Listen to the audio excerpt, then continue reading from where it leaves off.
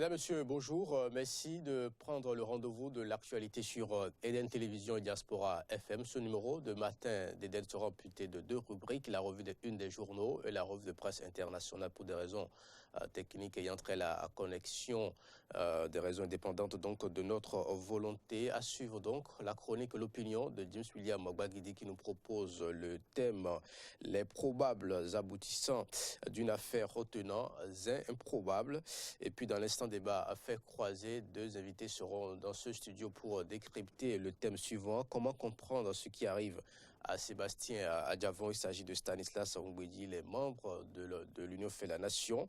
Alain Tossounou, il est journaliste. Le bulletin de l'information, nous démarrons avec le bulletin donc, de l'information ce matin sur Matin d'Eden. Antoinette Tabo, bonjour. Tranquille à 4 Benoît, bonjour. Mesdames, Messieurs, bonjour. Voici le bulletin de l'information.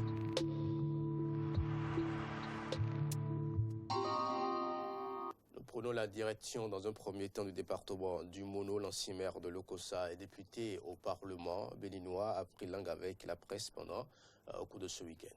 Objectif de cette conférence de presse, apprécier les innovations inhérentes au projet de loi de finances 2017 et exhorter ses pairs au vote. Le compte rendu est signé Jonas Bouti. Innovation du premier budget du gouvernement de Patrice Talon. Priorité du gouvernement pour l'année 2017. Appréciation personnelle de l'honorable Dakpe Sossou sur le projet de loi des finances, tels ont été les principaux points abordés lors de cette conférence de presse. Aussi bien dans la forme que dans le fond, voici quelques éléments attractifs et très impressionnants selon Dakpe Sossou dans le budget 2017. Les prévisions des dépenses d'investissement, 52,4% dépassent pour la première fois celle des dépenses de fonctionnement, 47,6%. C'est une première dans l'histoire du Bénin. La nouvelle approche d'allocation des ressources FADEC. L'ouverture à la mise en œuvre du partenariat public-privé. Et enfin, la réduction des charges locatives administratives. En ce qui concerne les priorités pour l'année 2017, Dakpe Sossou estime que la nouvelle orientation du gouvernement vise à relancer durablement le développement économique et social du Bénin. Et pour y parvenir, l'État privilégie, selon lui, 5 points, dont la promotion de l'industrie de transformation et de professionnalisation de l'artisanat, le développement du capital physique et des infrastructures, le développement du tourisme, l'aménagement et la vitalisation du territoire. Tout en exprimant sa satisfaction du budget 2017, Dakpe Sossou espère une loi corrective en juillet 2017 pour mieux combler ses attentes. C'est un budget ambitieux, courageux, pertinent, réaliste et réalisable. Je présume qu'en juillet 2017, lors de l'adoption de la loi rectificative de la présente loi des finances, d'autres investissements plus structurants feront objet de débats à l'hémicycle.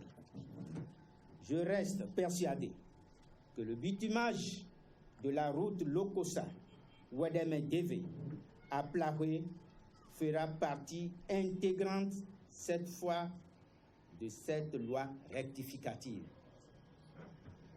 Ce projet de loi des finances 2017 que j'ai eu le plaisir de parcourir est satisfaisant dans son ensemble et j'estime que son exécution sera un levier pour améliorer indubitablement et de façon significative la situation socio-économique de notre pays. Il a pour finir invité ses collègues députés à voter le projet de loi des finances 2017 lors de la prochaine session budgétaire afin de permettre à Patrice Talon de se lancer à la recherche du financement pour la concrétisation de sa vision.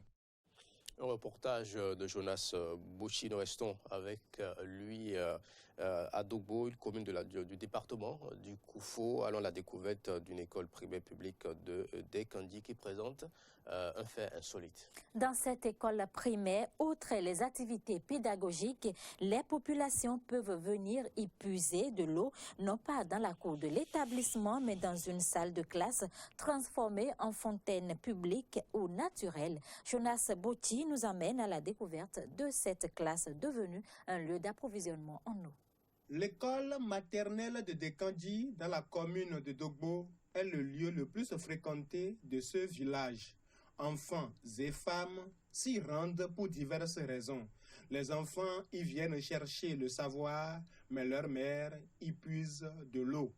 Une salle de classe devenue fontaine du village, comment en est-on arrivé? C'est un puits qui était réalisé depuis 1982 pour la population. La population utilisait l'eau.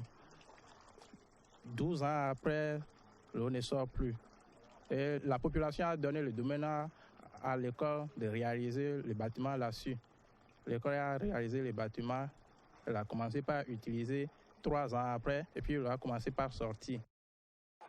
Maintenant, il y a plus de 3 artésiens et si on ne sait pas faire, on risque de quitter le village. Désormais chassés de leur classe par ce puits ressuscité, les élèves de cette école maternelle se servent de cet arbre comme abri.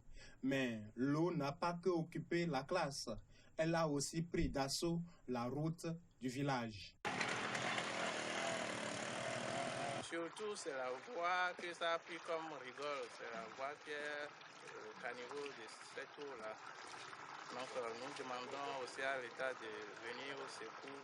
Si un puits tari se réveille après sa fermeture et que l'eau coule aussi doucement depuis plusieurs années, l'avertissement a suffisamment duré pour que les uns et les autres prennent les mesures qui s'imposent.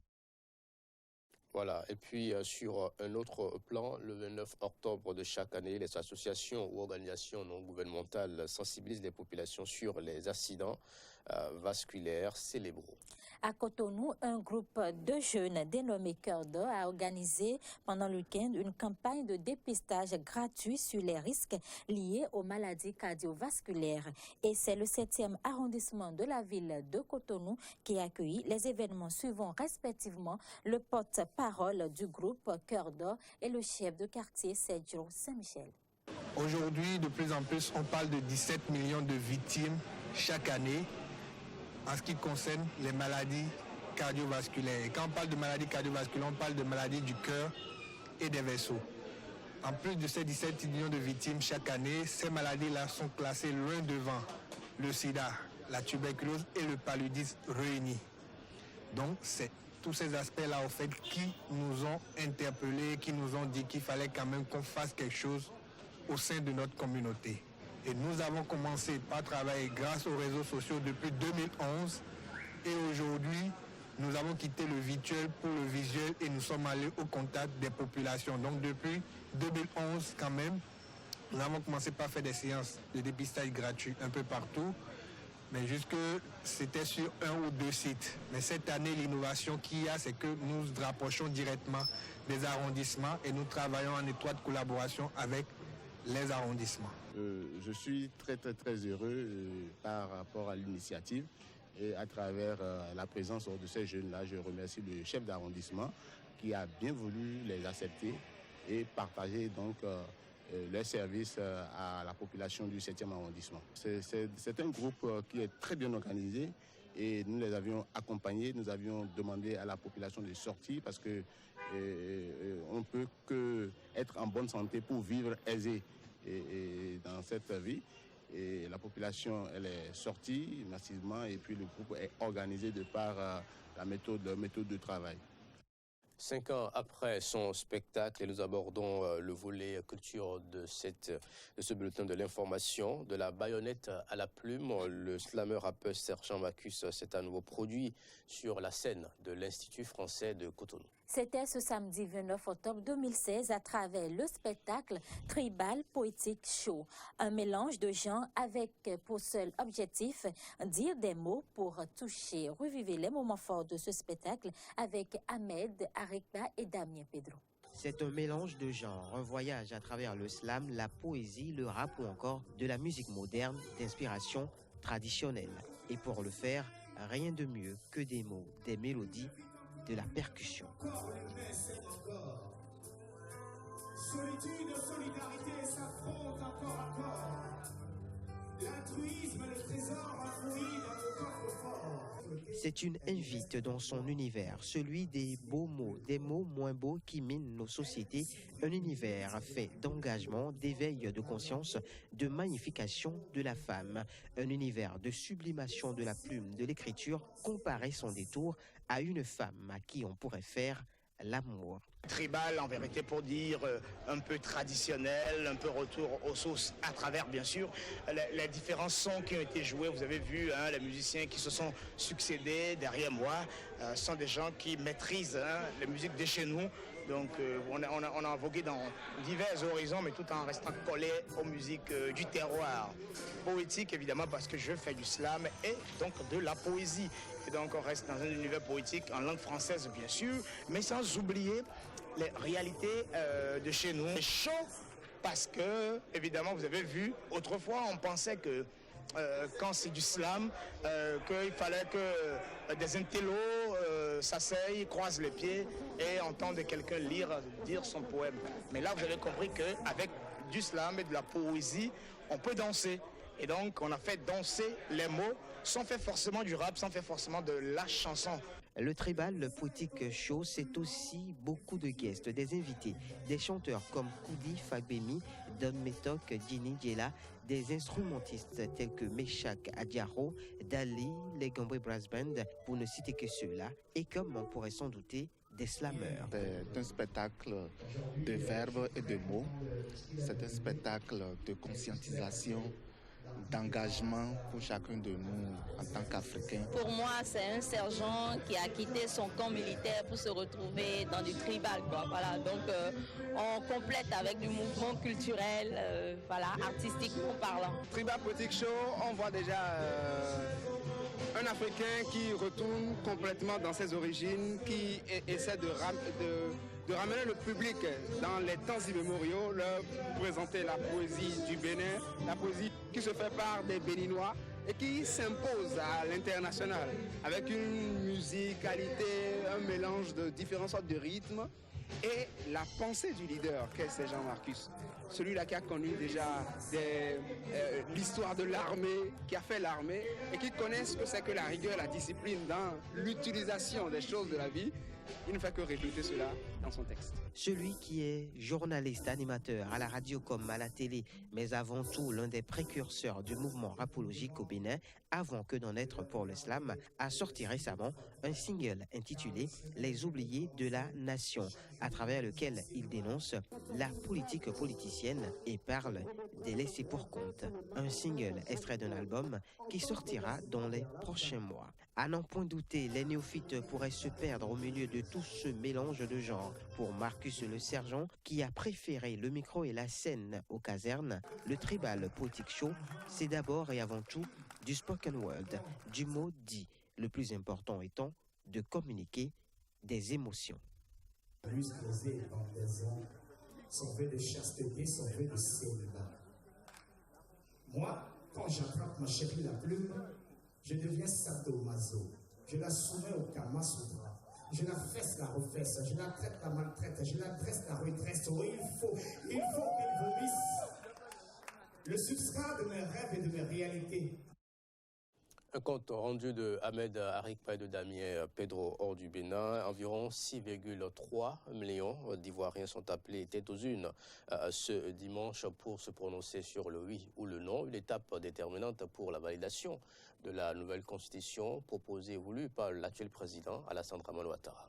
Le président Alassane Dramane Ouattara et d'autres Ivoiriens ont rempli leur devoir de citoyenneté. À Bouaké, dans quelques bureaux de la capitale économique à Abidjan, le vote a commencé à l'heure vers 8 heures. Toutefois, de nombreux bureaux tardaient à débuter les opérations en raison de l'absence de certains membres de commissions électorales ou d'une partie du matériel, ont constaté les journalistes de l'AFP. L'actuel président de la Côte d'Ivoire et l'ancien chef d'État Henri Konan Bédié se sont prononcés après le vote.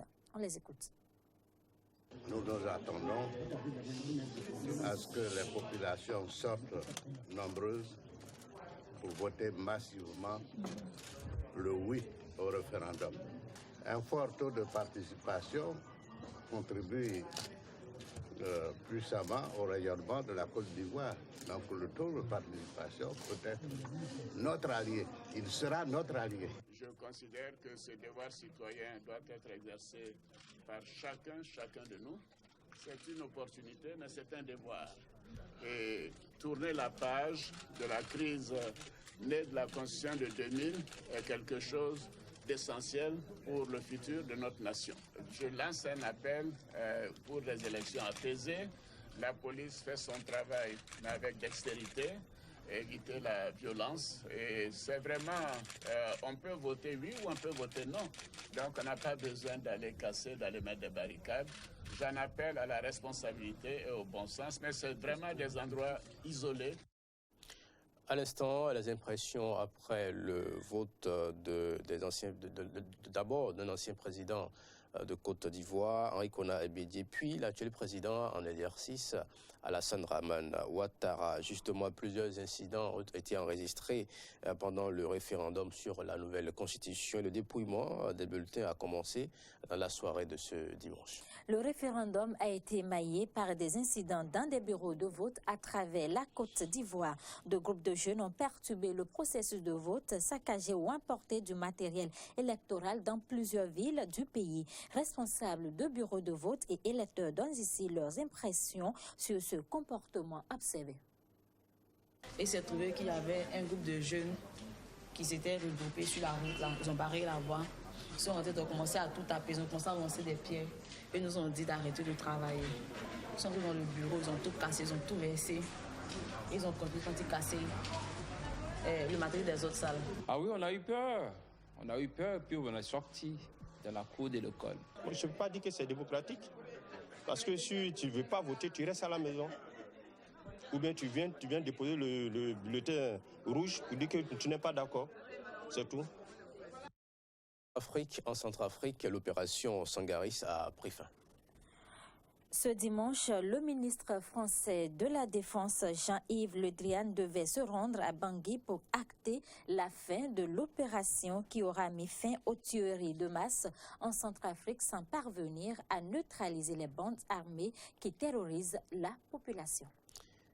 Et des milliers de personnes mauritaniennes ont manifesté samedi à Nouakchott à l'appel de l'opposition. Les manifestants ont défilé dans la ville avant de se retrouver pour un meeting à l'appel du Forum national pour l'unité et la démocratie, coalition qui regroupe une quinzaine de partis de l'opposition. Ces personnes ont protesté contre de prochaines modifications constitutionnelles envisagées par le président mauritanien Mohamed Ould Abdel Aziz. En Éthiopie, pour parler immobilier à présent. Créer une ville moderne et faire de ce pays un modèle en matière de logement de qualité sont les leitmotifs du gouvernement éthiopien. Pour y arriver, les taudis de la capitale sont détruits pour être remplacés par des immeubles LHM. Reportage. Détruire les chicabettes, les taudis de la capitale Addis Abeba pour les remplacer par un nouveau centre d'affaires, c'est l'objectif du gouvernement éthiopien dans ce quartier de Kazanche. Getnesh Amare est femme de ménage. Cette mère de 4 enfants va devoir partir pour s'installer dans un condominium ou condo, version éthiopienne du HLM. Ils sont venus de nombreuses fois pour nous forcer à partir. Ça ne me plaît pas. Et je vais être obligée de déménager.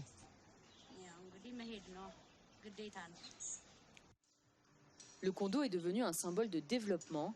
Les autorités éthiopiennes veulent débarrasser le centre-ville des miséreux. L'idée principale de notre plan de développement de la ville, c'est de créer un endroit vivable pour tous les habitants d'Addis. Nous devons créer plus de routes et plus d'espaces verts. En tant que ville qui représente l'Union africaine, notre ambition est de créer une ville moderne.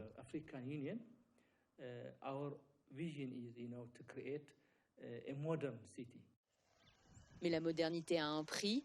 Pour acquérir l'un de ces appartements, les futurs propriétaires doivent verser un apport équivalent à 10% du prix total, soit entre 5 et 25 000 $. Et pour ce qui est du crédit, dans un pays où le salaire mensuel est souvent inférieur à 100 $, les remboursements sont vite inabordables. Pour ceux qui peuvent se le permettre, on peut avoir une bonne vie ici, avec toutes les commodités. Mais pour les gens qui ont peu de revenus, c'est difficile. Topio a été l'une des premières à emménager dans cet immeuble, elle aussi contrainte et forcée.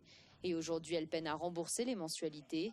Mais d'autres habitants, en revanche, sont bien contents, eux, d'avoir quitté leur ancienne maison. Quand vous vivez dans un condo, les installations sont meilleures. Il y a des toilettes et une cuisine. On peut facilement avoir accès à l'eau et l'électricité. Dans notre ancienne maison, nous n'avions pas tout ça. Construire 700 000 logements en 5 ans, c'est l'objectif du gouvernement éthiopien. Ambitieux certes, mais pas suffisant pour faire disparaître les chicabettes. Aujourd'hui, plus de 80% des habitants d'Addis Abeba vivent dans ces maisons de fortune. La Tunisie, dont la population est en majorité musulmane, est considérée comme l'un des pays les plus libéraux du monde arabe et produit du vin depuis 3000 ans. Aujourd'hui, alors que le tourisme tunisien paraît vivre un hiver sans fin, Mohamed Ben Cheikh croit en des jours meilleurs grâce à la production et à la commercialisation du vin. Reportage. Dernier jour des vendanges au domaine Néferis en Tunisie. La culture du vin date de plus de 3000 ans dans le pays. Mais c'est dans les années 90 qu'elle a été remise au goût du jour pour compter aujourd'hui 7 appellations d'origine contrôlée. En Tunisie, on n'a pas de problème avec le soleil, donc on a un climat propice pour la vigne, très coloré et très riche en sucre. Donc ce qui nous permet d'avoir des vins à un bon degré alcoolique et à une maturation assez bonne. 32 millions de bouteilles sont produites chaque année en Tunisie. Mais le marché est principalement local. Le vin tunisien n'est pas connu à l'étranger, une communication sur laquelle travaillent aujourd'hui les producteurs. Avant, on ne présentait pas les mêmes vins pratiquement au marché à l'export que secteur touristique. Donc aujourd'hui, on est en train de travailler sur ça, de façon qu'on présente les mêmes vins qui sont destinés à l'exportation. Comme ça, le tourisme va contribuer aussi à faire connaître le vin tunisien. Le tourisme tunisien, principalement balnéaire, a beaucoup souffert de la révolution de 2011 et des récentes attaques terroristes. Aujourd'hui, les autorités cherchent à le réinventer. Et pourquoi pas faire de la viticulture une nouvelle attraction touristique? Ce nouveau produit qu'on est en train de mettre, j'espère, à partir de 2017 à la disposition des tour opérateurs du tourisme tunisien et étranger, c'est l'itinéraire culturel. Un itinéraire culturel, c'est une alternative au tourisme classique. L'itinéraire culturel qui est une espèce de route des vins de Tunisie. La viticulture en Tunisie représente aujourd'hui un marché de 80 millions d'euros, dont 25 millions de recettes fiscales. La croissance peut se porter vers les exportations qui ne rapportent que 10 millions d'euros. C'est la fin du bulletin de l'information sur Matin d'Éden. Merci à vous, Antoinette Sagbo, de l'avoir présenté. Merci, tranquille à 4 Benoît. Mesdames, Messieurs, merci de votre attention. Si vous venez de nous rejoindre, sachez que vous suivez Matin d'Éden, une coproduction d'Éden Télévision de Diaspora FM 102.3. Ne restez pas l'instant débat. Fait croiser comment comprendre ce qui arrive à Sébastien À Davon, 2 invités sont attendus dans ce studio. Stanislas Ngwedi, les membres de l'Union fait la Nation. Alain Torsounon, il est journaliste. Jimmy Sulian Gwagidi, bonjour. Bonjour à vous, Tranquille Akad Benotin. Bonjour à tous les amis téléspectateurs et auditeurs. L'opinion, les probables aboutissants d'une affaire aux tenants improbables.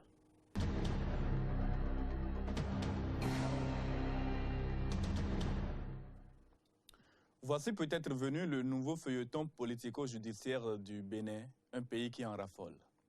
Ce qui a banalement commencé à circuler ce vendredi 29 octobre en cours d'après-midi sur les réseaux sociaux comme une mauvaise blague est en train de devenir la nouvelle affaire tentative d'empoisonnement qui risque bien d'empoisonner justement, si on y prend garde, le quinquennat unique que disait encore il y a peu vouloir accomplir le président Patrice Talon. Sébastien Germain Adjavon en garde à vue, déjà 72 heures et plus. Et ce n'est pas fini. Les rumeurs les plus folles et les hypothèses les plus farfelues émergent de tous les forats de discussion. Pour les uns, le mania béninois des produits congelés est, je cite, enfin pris. Pour d'autres, l'évidence du complot crève l'œil et les comploteurs sont tout à fait désignés. C'est soit un Patrice Talon rancunier pour avoir manqué de peu de se faire souffler la victoire à la présidentielle de 2016, justement par Sébastien Adjavon, soit un Boniaï revanchard qui doit l'effondrement de ses rêves d'éternité au tandem mis en place par Talon et Adjavon, soit un Adrien Ngwedi qui verrait d'un mauvais œil l'implantation progressive dans son fief politique d'un nouvel adversaire aussi redoutable, soit même un Jean-Baptiste Sativi, magnat de la volaille lui aussi, président de la Chambre de commerce et d'industrie du Bénin et adversaire de vieille date de Sébastien Adjavon. Sans omettre la multitude de petits ennemis au croc acéré qui, ostensiblement ou non, souhaitent depuis toujours voir s'effondrer l'empire économique et commercial créé par le président du patronat béninois. Pour autant qu'elle demeure indépendante et intègre, la justice béninoise devrait pouvoir situer les responsabilités sous peu. En attendant, les implications de cette scabreuse affaire pour toute la République sont immensurables et incommensurables. Cela commence par l'image que cette affaire donne du Bénin à l'extérieur. À la réputation déjà actée de plaque tournante du trafic de drogue intercontinental, il faut désormais ajouter celle d'un pays où le phénomène concernerait les plus hauts cercles des affaires et de la politique, surtout que le commun des mortels n'attend généralement pas d'avoir des preuves pour se faire son idée sur ce genre de faits.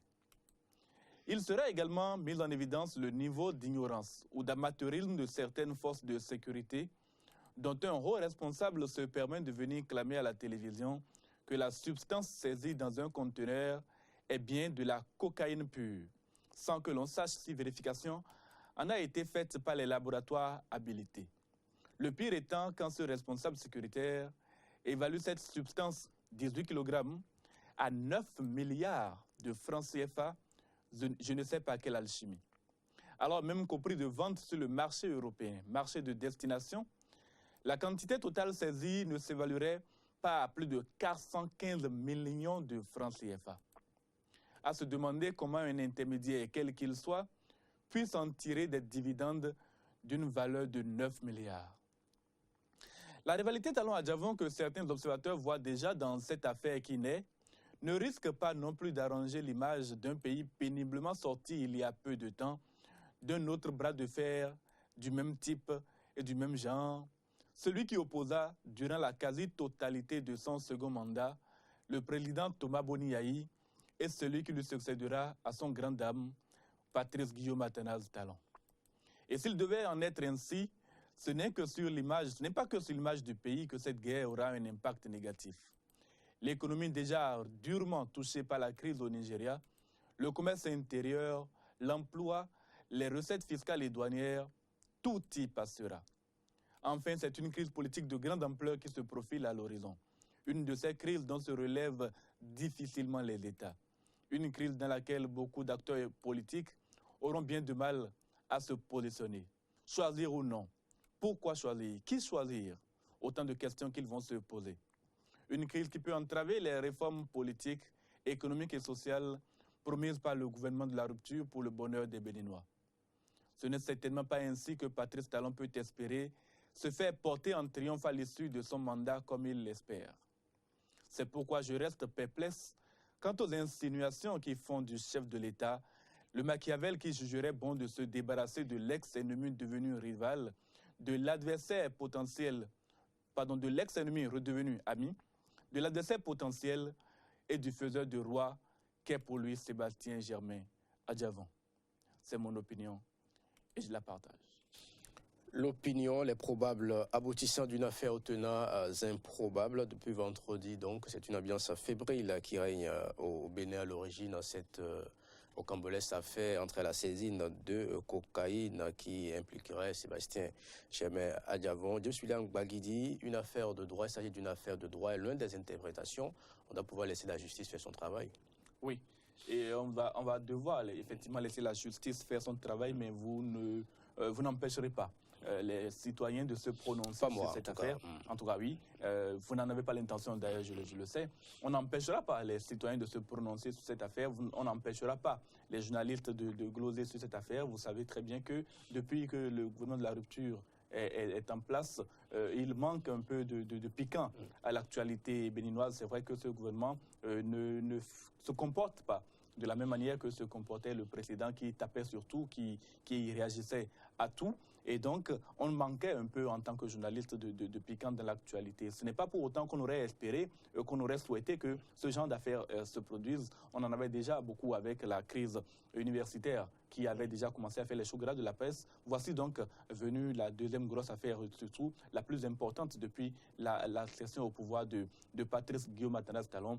Et la justice devra faire son travail. Ce qui pose problème aujourd'hui, c'est que cette affaire, son avènement dégrade encore une fois et très profondément l'image de notre pays et en plus risque de mettre notre économie plus à genoux qu'elle ne l'est déjà. Et concernant la procédure, quand bien ne sont pas des spécialistes, la procédure est en cours et déjà on a précipité, il y a eu des précipitations au niveau des réactions. Oui, vous savez, vous avez observé comme moi, et les avocats et même certaines parties qui ne voudraient pas apparaître, je dirais, publiquement, laissent entendre qu'il y a une certaine précipitation dans tout ce qui a été fait. Que ce soit du côté de l'accusé ou du moins de celui qui est aujourd'hui en garde à vue dans cette affaire, Sébastien Germain Adjavon, ou du côté de l'action publique, l'action judiciaire qui a conduit à son arrestation et à sa mise donc en garde à vue.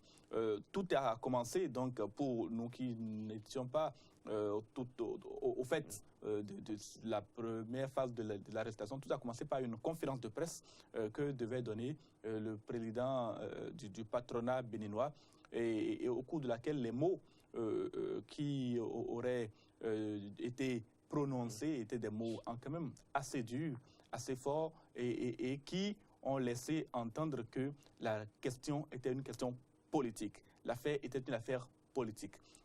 Du moment où cette déclaration est faite, en tout cas, on a vu le texte circuler, et même si je n'ai pas vu d'image de Sébastien Adjavon faisant cette déclaration-là, du moment qu'on a vu le texte de cette déclaration circuler dans des organes plutôt sérieux, on peut donner foi à cette déclaration.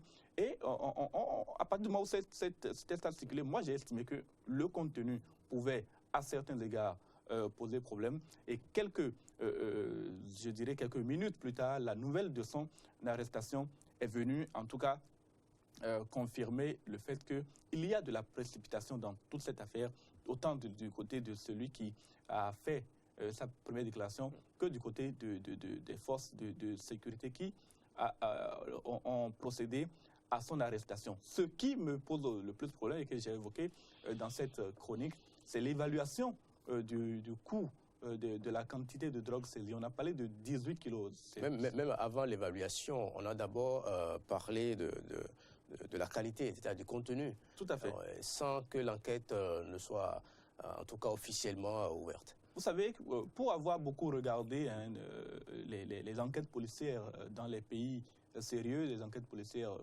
dont on nous fait le point par certaines émissions que vous regardez sur des chaînes internationale. On peut voir un peu avec quelle minutie les policiers sous d'autres tropiques prennent les dispositions nécessaires pour ne pas aller faire des déclarations qui pourraient les compromettre.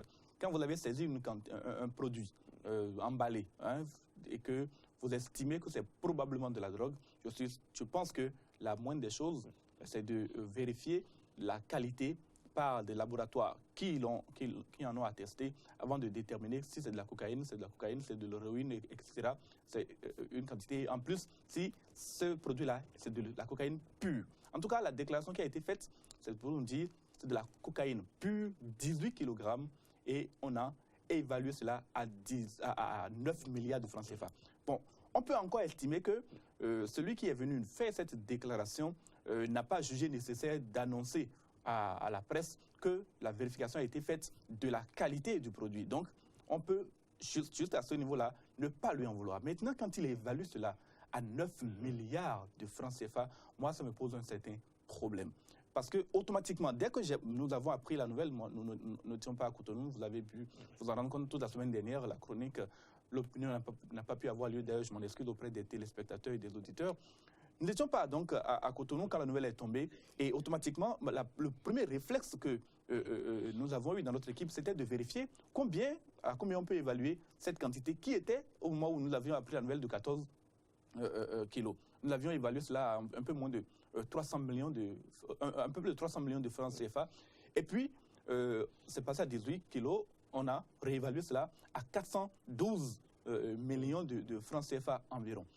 Mais c'est au cours de la déclaration au journal du 20h que nous avons suivi, que nous avons entendu ce responsable sécuritaire parler de 9 milliards de francs CFA. Et j'ai commencé à me poser la question, s'agit-il vraiment de cocaïne? S'agit-il d'un autre produit? Et même s'il s'agissait d'un autre produit, est-ce que le coût qui a été annoncé là, c'est le coût de vente ou c'est ce qui revient à l'intermédiaire? En tout cas, je n'ai pas très bien compris.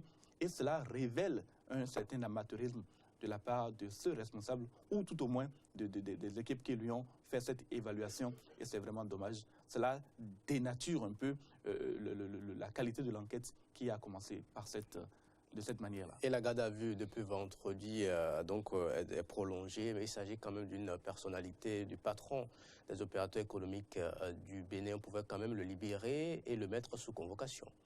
Vous savez, nul n'est au-dessus de la loi. Dans la situation qui est celle de Sébastien Germain Adjavon, s'il est nécessaire, si la justice estime nécessaire de le maintenir en garde à vue pour qu'il n'entrave pas, parce que la garde à vue, c'est à cette fin-là notamment, c'est pour qu'il n'entrave pas le début de l'enquête, c'est ce qui devrait être fait. Maintenant, vous avez parlé de cette personnalité que Sébastien Germain Adjavon, candidat à la dernière élection présidentielle, arrivé troisième, plus de 22%, 21% ou 22%, je ne sais plus trop, des suffrages. C'est une personnalité extrêmement populaire. On a d'ailleurs pu le voir à l'occasion de cette arrestation, du transfert vers l'Ocertide et puis de son retour à la brigade territoriale. On a pu voir les populations se soulever, ou en tout cas, dans le premier temps, lui apporter leur soutien et ensuite se soulever. C'est des risques qu'il faut essayer d'évaluer. Maintenant, c'est également une chose que de voir si Sébastien Germain Adjavon est capable de se soustraire à la justice dans la situation qui est la sienne aujourd'hui. Est-ce que si on le libère, on lui donne l'autorisation de rentrer chez lui en le mettant sous convocation, comme vous dites, est-ce qu'il est en mesure de se soustraire à la justice ou bien est-ce qu'il va effectivement se présenter le lundi devant le procureur comme cela devra se faire? C'est au juge, du moins, c'était au procureur de décider. Je pense que dans le cas d'espèce, il a été décidé qu'il soit maintenu en garde à vue. Et c'est cela qui laisse entrevoir et qui laisse dire à beaucoup d'observateurs que ce qui se joue à ce niveau, c'est une crise politique de grande envergure dans laquelle le président de la République et le ministre de la Justice auraient pu changer les choses et que s'ils n'ont pas changé les choses jusqu'à présent, que c'est de leur propre volonté que Sébastien Adjavon demeure pour le moment dans les liens de la justice. C'est justement cette réaction qui tarde à venir de côté de l'exécutif. C'est vrai que nous sommes dans un pays où les pouvoirs sont séparés, nous avons la justice à part, le législatif et d'autres encore, mais quand même avec les interprétations, les rumeurs, la façon dont l'information est traitée sur le plan international, on devait quand même avoir une réaction, ne serait-ce que de la part du garde des Sceaux. Oui, on aurait dû avoir une réaction et d'ailleurs, je me souviens, nous avons été invités, les journalistes d'NTV ont été invités à prendre part à une conférence de presse que devait donner le garde des Sceaux. Et puis la conférence de presse n'a finalement pas eu lieu. Qu'est-ce qui s'est passé? Est-ce qu'il y a eu une renonciation? Est-ce que c'était une convocation fabriquée? Vous savez, aujourd'hui, les informations circulent beaucoup sur Internet, beaucoup par les réseaux sociaux, parfois des informations mensongères. On ne saura jamais si cette conférence de presse avait été réellement convoquée par le ministre lui-même ou si ce sont des collaborateurs qui ont balancé l'information. Ce qui est certain, elle n'a pas pu avoir lieu et nous sommes restés un peu sur notre faim. C'est vrai qu'on attendait et on attend de la part du garde des Sceaux, qui n'est autre que Joseph Diogbenou, qui en d'autres circonstances, il y a quelques mois, du temps de Boniaï, aurait déjà réagi. Cela, c'est inévitable, il ne peut pas dire, il ne peut pas nous faire croire le contraire. Il aurait déjà réagi, il serait déjà monté au créneau, ou tout au moins il serait déjà allé à la source pour essayer de comprendre les choses. Et vu l'anachronisme de la manière dont le conteneur a été ouvert, vu la façon dont le produit a été déposé dans le conteneur, pour quelqu'un qui fait du trafic de drogue, on aurait pu s'attendre à un peu plus de dissimulation, vu l'attitude de certaines personnes à l'occasion de l'ouverture de ce conteneur, en tout cas, et vu même que le destinataire du produit n'était pas encore en possession des conteneurs quand le conteneur a été arraisonné, on peut estimer que pour quelqu'un comme Joseph Diogbenou, défenseur attitré connu des libertés publiques et individuelles également, on se serait attendu à une réaction. Aujourd'hui, Joseph Diogbenou est dans l'action publique et son intervention risque de ne pas avoir le même effet que celui qu'il aurait eu du temps où il était encore dans l'opposition, où il était encore plutôt encore dans la société civile. Et donc, je ne suis pas de ceux qui lui en veulent particulièrement parce qu'il n'est pas encore intervenu. Il interviendra à un moment ou à un autre et on comprendra enfin quelle est la position du gouvernement, parce que jusqu'à présent, il y a beaucoup de supputations. On ne sait pas exactement ce que le gouvernement est en train de faire, si c'est une manigance politique ou si le gouvernement essaye de comprendre afin qu'une éventuelle libération de Sébastien Diavon n'apparaisse pas comme un passe-droit, n'apparaisse pas comme une violation des prérogatives de la justice, n'apparaisse pas comme une immixtion du chef de l'État et de son gouvernement dans l'action publique. Tout cela reste en observation et nous verrons dans les heures à venir. Même si Diogbenou n'a pas pu réagir, en tout cas pour l'instant, il y en a qui sont sortis de leur gond, les acteurs de la société civile, les syndicalistes, à qui on reproche notamment depuis un silence, en tout cas sur les grandes questions de la République depuis un certain temps. Oui, il était effectivement question que ces gens-là réagissent. Vous savez, depuis l'arrivée au pouvoir du président Patrice Talon, il y a comme cet état de grâce qui se prolongeait et qui a commencé à s'effriter avec la décision prise au niveau de l'université de mettre un terme à l'existence, aux activités des associations fêtières et estudiantines. Et à ce niveau-là, on a vu la société civile, en tout cas pas très fort, mais quand même les syndicalistes et une partie de la classe politique réagit et commencer à remettre en cause cet état de grâce qui est interminable du président Patrice Talon. Cette fois, dans cette nouvelle crise, c'est une bonne partie de la classe politique qui va réagir dans les jours à venir. Moi, j'en suis persuadé. Les acteurs de la société civile sont les premiers. Il y en a qui n'ont pas accepté de réagir. Vous savez très bien, nous avons essayé d'en contacter un certain nombre. Beaucoup ont demandé plus de temps pour mieux comprendre la situation avant de réagir. D'autres réagissent déjà sur d'autres chaînes de radio et de télévision et même chez nous, ce qui donne bien sûr à comprendre que la crise qui se profile, la crise qui est en train d'arriver là, c'est une crise qui va, comme je l'ai dit dans cette chronique, mettre un peu à mal la gouvernance Talon pour les 5 années qu'il aurait dû passer avec un peu plus de quiétude, un peu plus de paix. On voit déjà l'ennemi partout. Oui, on voit l'ennemi partout. Je l'ai dit dans cette chronique. Moi, j'ai identifié 4 ennemis potentiels, sinon même 5 personne qui pourrait être à la base, ou du moins de ce qui est arrivé là. Sébastien Adjavon, on va laisser la justice faire son travail. Non, puisque ça c'est une supputation de les interprétations dans la masse et tout. On va laisser carrément la justice faire son travail sur ce point. Mais ce qui est malheureux, franchement, si vous suivez la façon dont cette information est traitée sur le plan international, ça ne fait pas, on n'est pas fiers de vivre dans un pays comme le Bénin. Et finalement, l'enfant malade de l'Afrique des années 64-65 est-il revenu encore en 2016?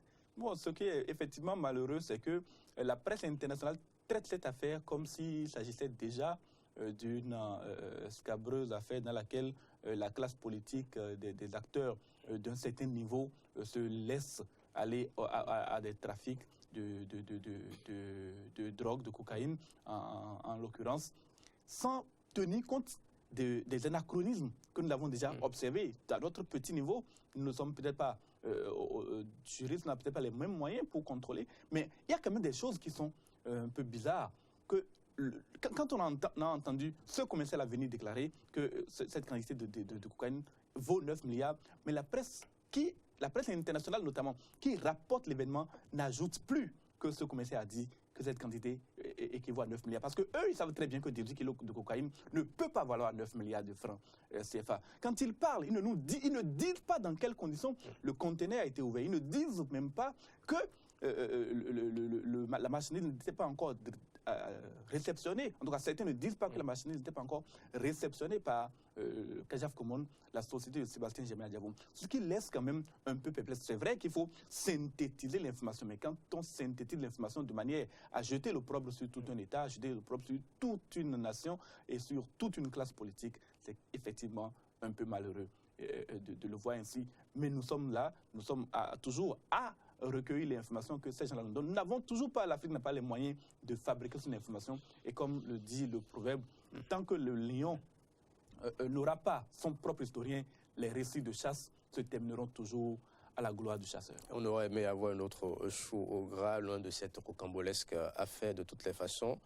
C'est une affaire que nous suivons de très près sur Eden Télévision et Diaspora FM. C'était donc l'opinion, les probables aboutissants d'une affaire retenant improbable. La chronique de James William Gbagidi à retrouver sur www.benin-eden.tv et www.benin-radio-diaspora.fm. Avant la chanson du jour, avant l'instant débat à faire croiser, on va vous servir la rubrique Pousser la chansonnette. Et c'est avec vous, Moriagua, bonjour. Bonjour Tranquillin à Benoît. C'est un plaisir de vous retrouver sur ce plateau en début de semaine. Plaisir partagé. Merci. Bonjour James William Gbagidi. Bonjour aux téléspectateurs et aux auditeurs de Diaspora FM. Avec qui nous poussons aujourd'hui la chansonnette? Aujourd'hui, nous allons pousser la chansonnette avec un confrère de la télévision sœur Canal. Un confrère, j'ai dit, de la télévision sœur de Canal 3 Bénin. C'est lui qui a poussé la chansonnette. Tanguy Agoyi, il a pour nom. Et merci de le recevoir chez vous. Ori pipi, ozin ogele temen. Ori pipi.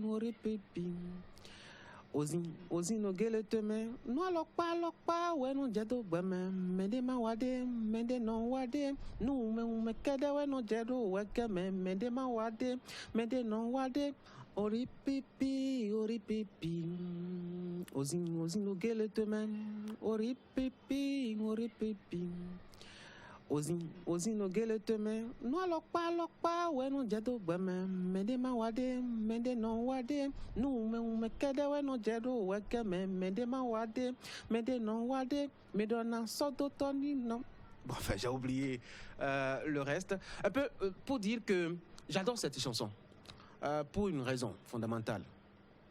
Voyez-vous, chez nous, il y a ce type de jalousie que moi, j'arrive pas à comprendre et que relève la chanson de Sabouran Dalialou, à qui je fais un coucou par ici. C'est qu'il y a des gens qui sont de conditions largement plus aisées que vous. Ils ont tout ce qu'il faut pour faire leur bonheur à la maison. Et vous, pour vos modestes conditions, ils trouvent que vous n'en avez pas besoin. Qu'il faut les réduire au minimum. Pas même au minimum, qu'il faut vous arracher complètement. La chanson dit quelque part, par exemple, pour résumer rapidement, qu'il s'agit d'un troupeau de singes avec, ma foi, je crois un troupeau d'oiseaux, je crois les pies, qui était allé profiter du champ, je crois, d'un laboureur. Et puis parce que les singes étaient plus forts que les oiseaux, ils ont empêché les oiseaux de profiter aussi des céréales qui étaient là et qui n'appartenaient pourtant pas aux singes. Voyez-vous, donc on a des occasions qui nous profitent à tous peut-être. Et parce que vous êtes plus fort que moi, vous décidez de m'empêcher de profiter de cela. Vous avez des conditions un peu plus meilleures que les miennes et vous trouvez que moi je ne devrais pas rester dans ma posture-là, que je dois beaucoup plus galérer. C'est pour souligner un peu l'égoïsme de l'homme, pour souligner la méchanceté de l'homme qui pense fondamentalement que tout et tout doit lui revenir à lui et à lui seul.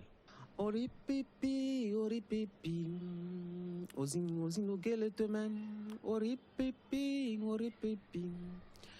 ozin ogele temen, no lokpa, we no jedo gbeme, mende ma wade, mende no wade, nu me kede we no jedo weke me, mende ma wade, mende no wade. Allez les amis, poussons la chansonnette sur Eden TV et Diaspora FM. Voilà, Tanguy Agoye qui a accepté pousser la chansonnette. Dieu Julien Baguidi. Non, il y a juste lieu de le remercier et de saluer cette philosophie. Mais j'ai toujours dit, pour ce qui me concerne, que beaucoup de chansons ici ne font, c'est vrai, nous appellent à nous méfier de l'homme, à telle enseigne que dans notre culture, nous sommes beaucoup plus méfiants que collaboratifs. Au-delà de tout, il faut que l'homme apprenne, le béninois apprenne également à collaborer avec ses semblables pour que nous puissions aller de l'avant. Sans une collaboration, c'est l'union qui fait la force. Sans une collaboration, ce pays n'ira nulle part, on n'ira jamais de l'avant. Et ces mesures musicales choisies par Tanguy Agoye collent bien avec l'actualité. Voilà. Merci à vous, Maurice Agor, de nous avoir présenté cette rubrique Pousser la chansonnette. On vous retrouve dans un instant, mais avant, voici une pause musicale. Mon beau pays, une chanson de Abdallah le Magnifique, avant d'installer nos invités pour l'instant débat. Stanislas Ngwedi, les membres de l'Union fait la Nation, Alain Tossonon, lui, les journalistes. Comment comprendre ce qui arrive à Sébastien Adiabon? C'est le thème à suivre dans un instant. Abdallah le Magnifique, Abraham Saint a assuré le sort. Au centre de mon beau pays, on a de grandes collines, les mamelles de sable, rien à comparer au trampoline. Au sud de mon beau pays, on a l'océan Atlantique, les attractions touristiques, tout ce qui redonne le sourire. Au centre de mon beau pays, on a de grandes collines, les mamelles de sable, rien à comparer au trampoline. Au sud de mon beau pays, on a l'océan Atlantique, les attractions touristiques, tout ce qui redonne le sourire.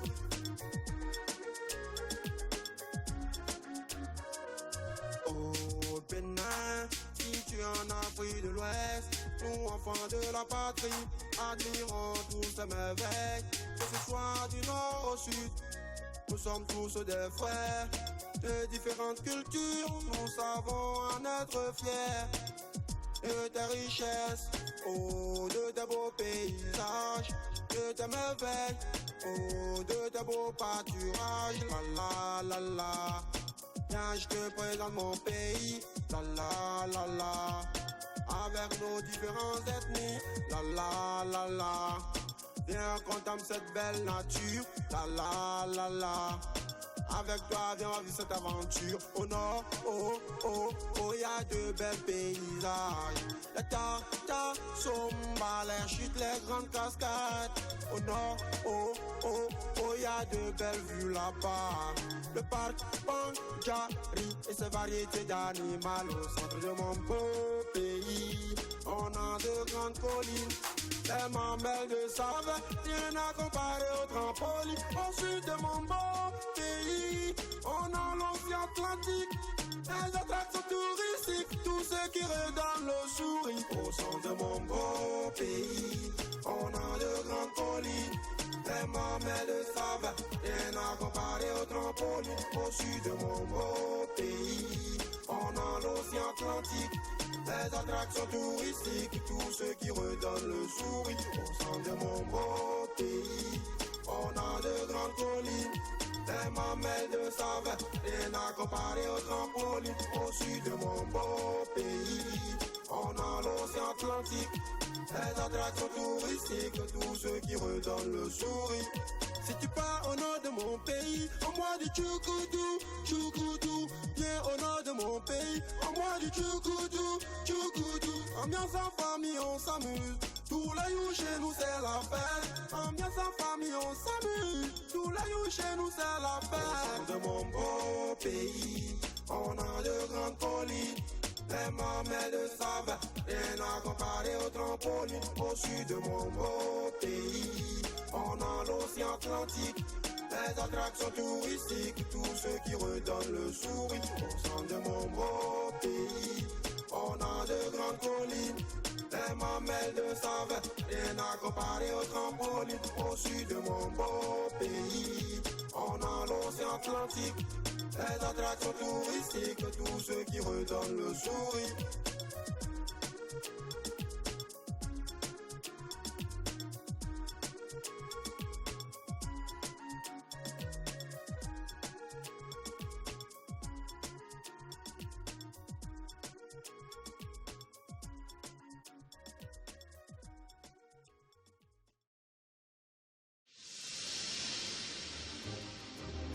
Chaque jour, vous êtes nombreux au Bénin, en Afrique et dans le monde à nous faire confiance.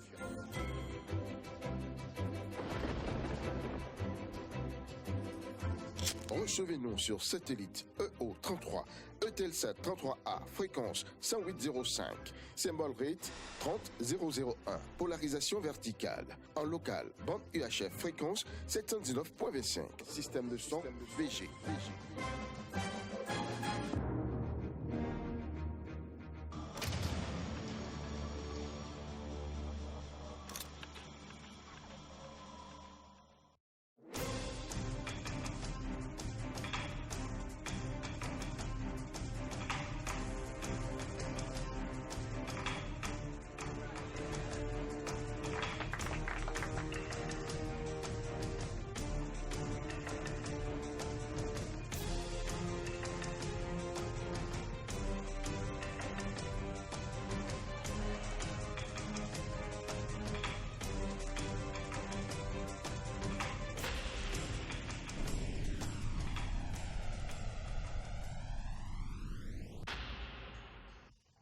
Les infos sur Eden TV, mesdames, messieurs, bienvenue. Bienvenue dans ce journal. Mesdames, messieurs, merci de nous rejoindre. Très ravi de vous retrouver. Merci de l'avoir suivi sur Eden TV et passé d'agréables moments en notre compagnie.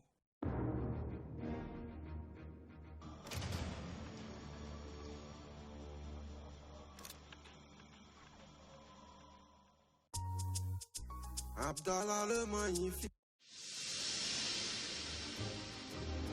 Chaque jour, vous êtes nombreux au Bénin, en Afrique et dans le monde à nous faire confiance.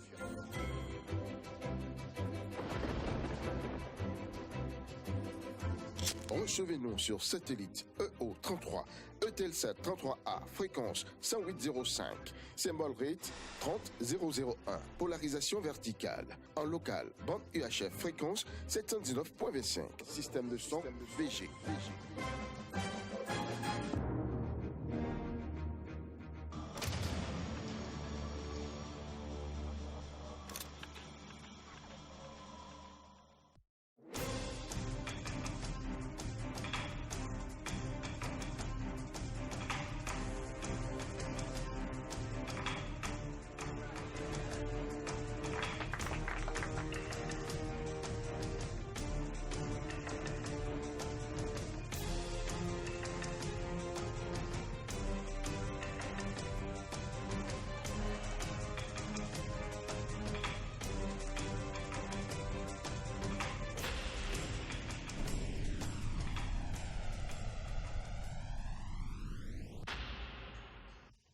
Les infos sur Eden TV, mesdames, messieurs, bienvenue. Bienvenue dans ce journal. Mesdames, messieurs, merci de nous rejoindre. Très ravi de vous retrouver. Merci de l'avoir suivi sur Eden TV et passé d'agréables moments en notre compagnie.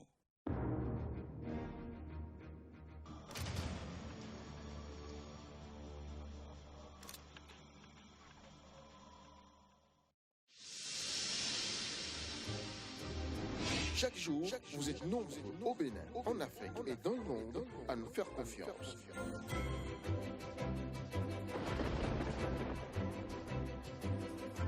Recevez-nous sur satellite EO33, Eutelsat 33A, fréquence 108.05, symbole rate 30001, polarisation verticale. En local, bande UHF, fréquence 719.25, système de son VG.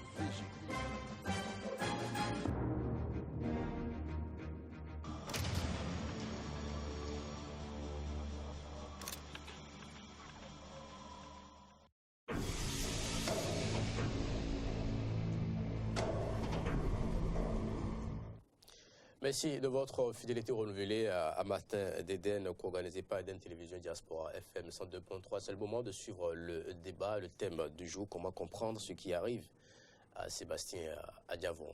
Peggy Ludovic Dagba, bonjour. Tranquille Benotin, bonjour. Chers amis téléspectateurs, auditeurs, bonjour. Comment comprendre ce qui arrive à l'homme d'affaires Sébastien Adiavon, arrivé 3e à la dernière présidentielle, celle de 2016, bien évidemment ici au Bénin. Est-ce une réalité ou un coup monté comme l'homme lui-même l'a dénoncé vendredi dernier au Bénin Marina Hotel?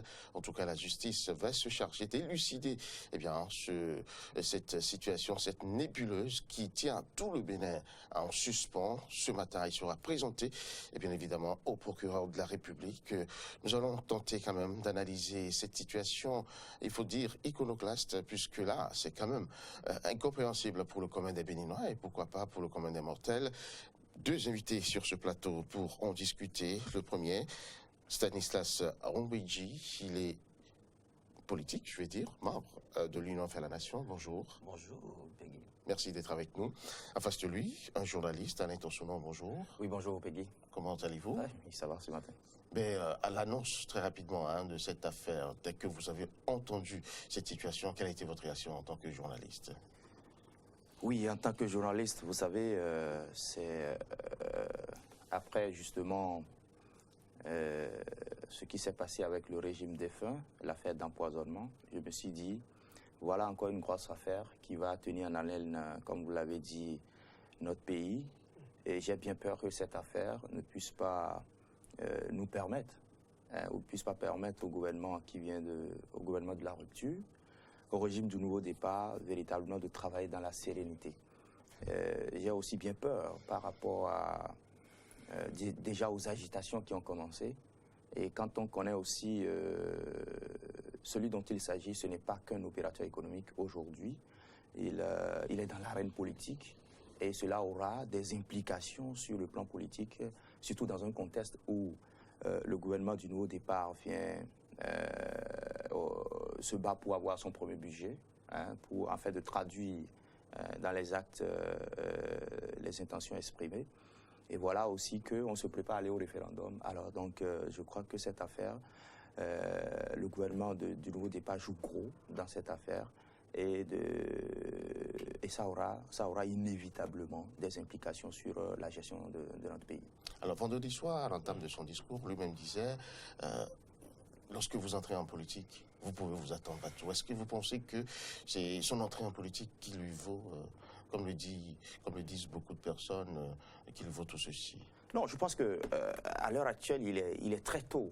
Hein, c'est trop tôt et je pense que c'est précoce de vouloir en même temps, comment on appelle, lier cette affaire à la politique. Je crois que pour l'instant, il faut attendre. Mais c'est aussi clair qu'on ne peut pas, face à une affaire comme ça, ne pas voir les implications politiques. C'est clair que nous savons très bien que par rapport les trois pouvoirs, le pouvoir exécutif, le pouvoir législatif et le pouvoir judiciaire sont des pouvoirs séparés et tout. Mais aujourd'hui, il est difficile de ne pas voir la même politique dans cette affaire. C'est clair que cela aura des implications politiques et les autorités qui sont en charge au niveau du ministère de la Justice, au niveau du ministère de l'Intérieur, c'est clair que toutes ces autorités sont impliquées, vont être impliquées aussi dans la gestion de l'enquête. Donc, mais c'est clair que on ne peut pas aujourd'hui dire que tout de suite que c'est parce qu'il est en politique qu'il reçoit ses coups. Donc, c'est le dénouement de l'affaire qui nous permettra de tirer ces conclusions. Monsieur Stanislas Ogbedji, vous êtes dans la peau de politicien, en tout cas, vous êtes membre du PSD. Comment vivez-vous ces derniers événements depuis vendredi? Depuis vendredi, chers amis, nous vivons avec beaucoup de peine. Avec beaucoup de peine ce qui se passe dans le pays. Et pour tous ceux qui ont mené le combat, depuis l'interpellation de Patrice Talon à l'époque. Tous ceux-là qui ont mené ce combat aujourd'hui doivent vivre vraiment avec beaucoup de tristesse ce qui se passe dans notre pays. Si nous voulons le développement du pays, il nous faut conduire le pays dans la paix et dans la quiétude. Adjavo Sébastien a plusieurs casquettes. Ce n'est pas un vil individu de la République. Il est le premier contributeur. Il est le patron de tous ceux qui sont investisseurs béninois comme étrangers vivant sur le sol béninois. Et il est l'allié incontournable, l'allié sans lequel le président Talon ne serait pas président. Au vu de ces trois casquettes, je pense qu'on ne peut pas procéder à son interpellation comme cela a été la dernière fois. Il n'est pas un vil individu dans la République. Et le fait, c'est de mettre à mal tous ceux-là qui ont courageusement décidé de combattre les pratiques abjectes de l'ancien président Yahi Boni. Et je me rappelle tout ce que nous avons dû souffrir à l'époque. Quand je regarde, je dis non, on n'a pas fait tout ça là pour revivre encore ce que nous sommes en train de vivre. C'est vrai. Nous sommes dans un pays de droit et nul n'est au-dessus de la loi. Je suis entièrement d'accord avec vous. Nul n'est au-dessus de la loi. Mais il faut que les choses se fassent comme c'est prévu par la loi. Lorsque les règles ne sont pas impersonnelles, lorsqu'on fait les choses, l'interpellation, vous avez suivi le pipom qu'il y a eu. On dit tantôt c'est au CETID, tantôt... Et à la fin, personne ne sait qui l'a interpellé et qui doit conduire les entretiens avec lui. Et il est resté là, on le prend vendredi, et comme ça. C'est un peu la pratique qui avait cours pendant la Révolution. Et à dessein, j'ai encore le livre du président Amosou Bruno qui a rappelé dedans comment lui-même, il a été interpellé dans ces mêmes conditions. On le prend et on ne lui dit pas les chefs d'accusation, on le fout là, et puis quelques jours après, on décide de le relâcher sans lui dire ce qu'on lui reproche en réalité. Dans les années 75, 74, 80. Et aujourd'hui, nous sommes en 2016 et ces pratiques continuent d'avoir cours, alors que nous avons parlé de rupture. Qu'est-ce que vous suspectez ou qui est-ce que vous On n'a pas besoin de suspecter. Je dis, il y a dans la République, nous voulons enraciner la démocratie. Vrai ou faux? Vrai. Alors, si tel est le cas, faisons les choses comme cela se doit. J'ai dit, il y a des pratiques qui avaient cours sous la... Qu'est-ce qu'on aurait dû faire, Stanislas Ogbedji, en pareille circonstance? Quand on vous interpelle, on vous dit ce qu'on vous reproche. Et on vous écoute. Et si on n'a rien contre vous, on vous relâche. Et je dis, vu les nombreux titres de celui qu'on a arrêté, on ne devrait pas procéder de la sorte. Ce n'est pas bien et ce n'est pas bon pour ce que nous venons de traverser dans le pays. Et je dis, qui vous souviennent que le président Talon a été aussi pris dans des conditions du genre. Et vous avez vu le soulèvement populaire qu'il y a eu. Et c'est ça qui nous a amenés là où nous sommes aujourd'hui. Donc, je dis, je veux rappeler ces faits et insister sur la posture de certains camarades qui hier ont mené le combat, qui vous souviennent également qu'en mai, on a voulu arrêter Malou Militali et le candidat, je vais dire, le député candidat Zanaï à l'époque. Vous avez vu. Vous avez vu. On voulait juste lui remettre une convocation. Mais vous avez vu. Parce qu'on a estimé que ce n'était pas bien. On n'a pas dit qu'il faut attendre. Il faut attendre les choses se faire. Non. Ce n'était pas bien, ce n'était pas bien. On a vu également pour l'ancien ministre Gaston Zossou. il nous faut, chaque fois quand il y a une injustice qui se crée quelque part, il nous faut nous lever tous comme un seul homme pour dire non. Parce que quand ça commence comme ça, vous enracinez celui qui est au pouvoir, vous lui donnez beaucoup de pouvoir et il est prêt à brimer tout le monde. Que vous souviennent également qu'à l'entame, nous sommes dans un pays où la Constitution elle est claire. La Constitution elle est claire et les pouvoirs sont séparés, l'exécutif a son champ d'action, le législatif également, on ne peut pas aller. Je suis entièrement d'accord, mais quand ça arrange, on avance ses arguments. Mais quand ça n'arrange pas, on intervient et on explique, on s'explique. C'est comme ça. Alors, je voulais dire, vous avez vu un peu ces choses se dérouler dans notre pays. Vous avez vu la posture des camarades à l'époque. Aujourd'hui, bon nombre se dit il faut attendre, il faut attendre, il faut attendre, il faut attendre. Mais non, quand vous attendez trop, l'inévitable se commet. Au début du mandat de Yahi, vous avez vu la rapidité, la célérité avec laquelle on a mis la main sur le Mayan Faboum. À l'époque, c'est des signes en politique, quand on fait ça, on intimide en même temps. C'est-à-dire on prend le plus gros morceau qu'on malmène et ça discipline tout le reste. Nous l'avons vu. Et cet argument que je développe aujourd'hui, c'est le même que j'avais développé à l'époque. Et je dis, tous ceux qui sont épris de paix, tous ceux qui sont épris de démocratie, doivent refuser cette manière abjecte de conduire les choses dans la République. Oui, Stanislas Mouvedji, il y a quand même un fait, c'est qu'on a retrouvé le produit prohibé quand même dans l'un des conteneurs de l'homme d'affaires. Alors, très bien. On a retrouvé. Très bien. Alors, après ça, on fait quoi? Pour mener une telle opération, il y a un protocole. Ce n'est pas la première fois qu'on constate ou bien qu'on trouve des produits prohibés dans les bagages des gens. Et bizarrement, vous savez, il faut que tout ce que nous faisons dans le pays rentre en droite ligne des objectifs que nous nous sommes fixés dès le départ. On parle du commerce international. D'accord? C'est une marchandise qui est venue du Brésil. D'accord? Et qu'on peut retracer. Et bizarrement pour nous, le gouvernement actuel est dans une démarche d'amélioration de l'image du Bénin sur le plan commercial à l'international.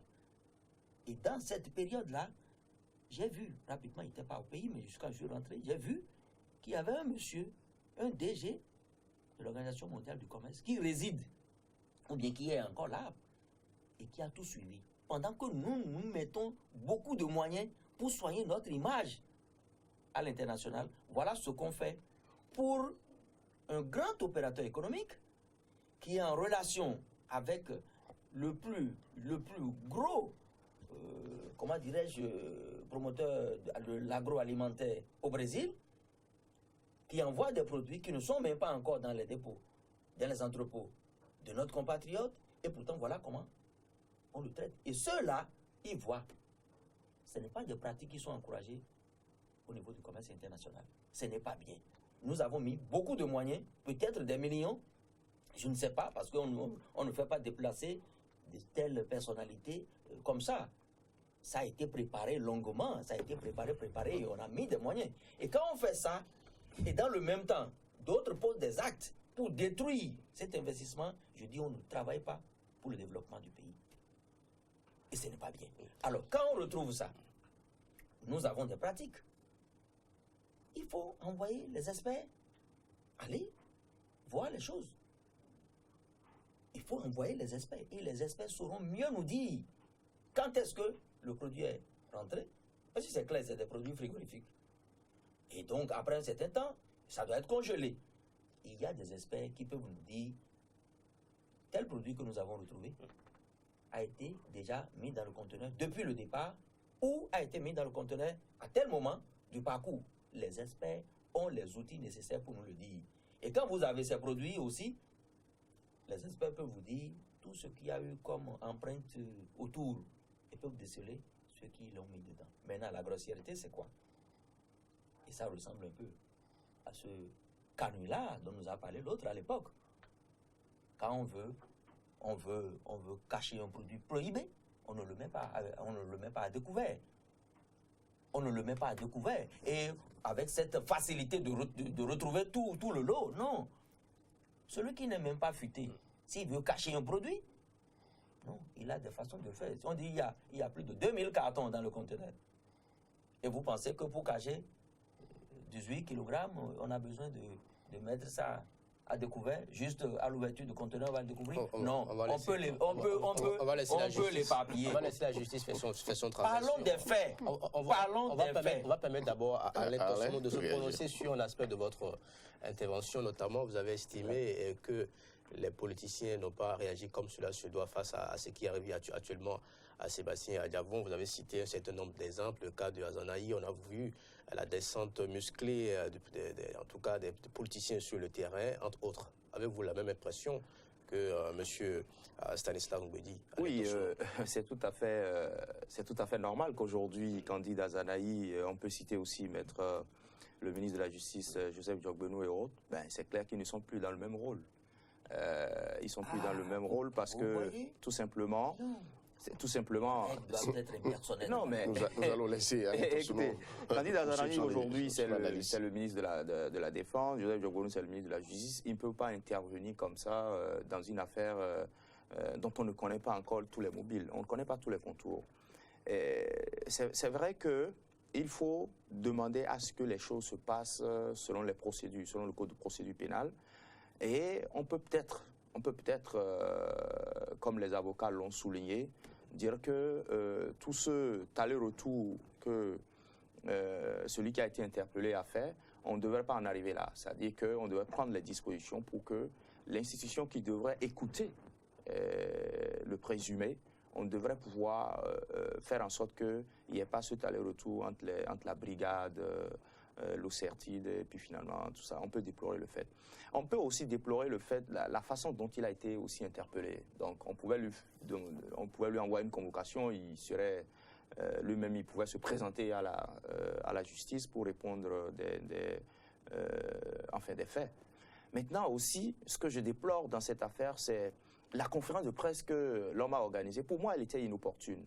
Et même dans son contenu, je trouve que pour une affaire où l'enquête n'est même pas encore suffisamment ouverte, où l'enquête n'a pas évolué, l'homme a voulu réagir tout de suite. Et pour moi, il est un peu allé trop loin. Bon, je comprends toute la colère et autres. Est-ce que la fin des événements ou la suite des événements n'explique pas cette conférence de presse? Et puis elle était nécessaire. Oui, mais dans le même cas aussi... Sachant ce qui lui... ce qui pouvait lui arriver. Arriverait. Oui, mais aussi, demandez-vous s'il n'avait pas fait la conférence de presse, est-ce qu'aussi il aurait été interpellé dans ces conditions? Mais ce qui est sûr aujourd'hui, c'est que, comme il a dit, ce que j'ai aimé dans son développement, c'est l'image du pays. Vous savez aujourd'hui que le port autonome de Cotonou a organisé une campagne de charme à l'extérieur pour pouvoir un peu redorer le blason de notre port et inviter donc beaucoup d'investisseurs à venir à travailler avec nos ports. Parce que vous savez que nous sommes en concurrence avec Lomé et les autres ports. Et on a toujours déploré le fait que les activités marchent beaucoup plus au port de Lomé qu'à Cotonou. Donc moi, j'ai suivi un peu cette tournée que les autorités portuaires actuelles ont organisée un peu pour, charmer les autres investisseurs. Alors, dans ces conditions, si nous avons une situation comme ça, c'est clair que cela aura des impacts parce que par rapport à l'image du pays et puis par rapport aussi à l'image de notre port autonome de Cotonou, parce que aujourd'hui, l'affaire a été aujourd'hui dans les chaînes internationales et autres, on évoque cette affaire-là et ce n'est pas bien pour notre pays, ce n'est pas bien également pour notre port. Mais il est clair qu'il faut laisser la justice travailler et il faut faire confiance à la justice. Parce que dans l'affaire d'empoisonnement et autres, nous avons vu, c'est la même justice qui a tiré d'affaire celui qui est aujourd'hui devenu notre président de la République. N'eût été la justice, ça aurait été difficile. Donc, moi, je pense que le combat qu'il faut faire, c'est que les droits de celui qui est présumé, ces droits-là soient respectés et inviter les autorités judiciaires à jouer leur rôle pleinement, sans pression aucune. Donc je pense que si nous devons travailler, c'est inviter, lancer cet appel-là à la justice pour qu'elle puisse tirer au clair cette affaire et que toutes les parties qui sont concernées par l'affaire soient situées. Donc, il faut aussi lancer un appel aux citoyens parce qu'il y a beaucoup d'agitation autour de l'affaire. Moi, je fais encore confiance à la justice. C'est cette justice qui pourra nous tirer d'affaire. Sinon, les agitations... et puis les hommes politiques, vous avez vu même ces hommes politiques, ils ne se sont pas prononcés. Justement, c'est ma question, vous l'avez esquivée, parce qu'on a vu en temps Léali Soglo sur le terrain, Éric Rondetti actuellement, il est le premier vice-président de l'Assemblée nationale. Et tous ceux-là, on ne les a pas entendus jusque-là. Oui, mais... C'est difficile pour eux de s'entendre. Vous savez que en quoi c'est difficile? Oui, vous savez que nous sommes en début de mandat. Nous sommes en début de mandat et vous avez suivi tous les développements. Hein. Aujourd'hui, tout le monde est spectateur et regarde d'abord. On a traversé 6 mois. Les gens ne savent pas évidemment comment se positionner encore. Vous le dites simplement qu'il y a des messes basses. Oui, mais il y en a qui sont... Il y a des négociations en sourdine. Absolument. Il y en a qui font une opération pour charmer le régime qui est en place et tout ça. Donc, ils ne veulent pas être en porte-à-faux avec les choses. Donc, ils attendent de voir comment l'affaire va évoluer. Mais c'est clair que, à partir d'aujourd'hui, lorsque le procureur va rencontrer M. Sébastien Adjavon, c'est-à-dire, par rapport à ce qui va se passer aujourd'hui, c'est clair que les langues vont commencer par se délier. C'est pas trop tard. Vendredi, samedi, dimanche. L'ancien président de la République, Stéphane Denis Soglo, également, qu'on a vu sur le terrain, on l'a pas entendu. Absolument, mais il faut... Les gens sont là. Non, c'est un problème. Vendredi, samedi, dimanche. Nous avons la chance d'avoir un politique quand même sur le plateau. Mais c'est clair que les rôles ont changé. Pourquoi vous faites ce distinguo-là entre le 4 mai 2015 et vendredi dernier? Qu'est-ce qui a changé pour qu'on ne voit pas cette mobilisation de la classe politique? J'ai souvent l'habitude de dire que nous devons travailler à avoir des règles impersonnelles. Et je dénonce cette posture que nous avons d'attentisme là. Non. J'ai soutenu le président Patrice Talon. J'ai voté pour lui. Oui, mais au deuxième tour. Mais oui. Et je ne le regrette pas. Mais au premier tour, vous avez soutenu Adjavon. Au premier tour, j'ai soutenu Adjavon, c'est vrai. Mais au second tour, Adjavon a appelé à voter pour Patrice Talon. Et nous l'avons fait. Et je ne regrette pas parce qu'il y a aussi l'autre versant, c'est que les amis d'hier estiment que oui, bon, c'est vous qui avez choisi, au lieu de venir, nous allons choisir Yovo, et vous êtes allé choisir, voilà, vous allez bien subir. Je dis non, moi je ne regrette pas d'avoir choisi Patrice Talon parce qu'à l'époque, c'était le moindre mal, et j'ai encore la conviction que c'est le moindre mal. Et nous l'avons choisi. C'est là, je dis, nous devons ensemble, nous devons ensemble dénoncer le fait de rester et attendre. Ce sont des pratiques que nous avons refusées sous le règne du président Yahi. Je n'entends pas qu'on l'admette sous le règne de Patrice Talon. Il faut les dénoncer. Et vous avez vu, il y en a qui parlent. Pourquoi ils parlent pas? Pourquoi je suis là? Vous pensez pourquoi je suis là selon vous? J'aurais pu faire autre chose, vous le savez. Mais je suis là parce que je dis, on ne parle. Je parle de moi. Je suis responsable de moi. Les autres, ils doivent se défendre. Mais vous avez travaillé avec eux? Je ne refuse pas. Mais vous savez que nous sommes libres, chacun est libre. Le 4 mai, c'était à leur côté que vous étiez chez Azaraï. Tout à fait. Pourquoi on ne note pas la même chose ici? Non, il ne faut pas dire ça parce qu'il y a des gens qui ont décidé de ne pas se prononcer dans l'opinion, mais qui ne cessent pas de rendre visite à Adjavon. Donc, il y a bon nombre d'entre eux qui étaient là-bas et qui se disent qu'il faut attendre, voir jusqu'où ça ira.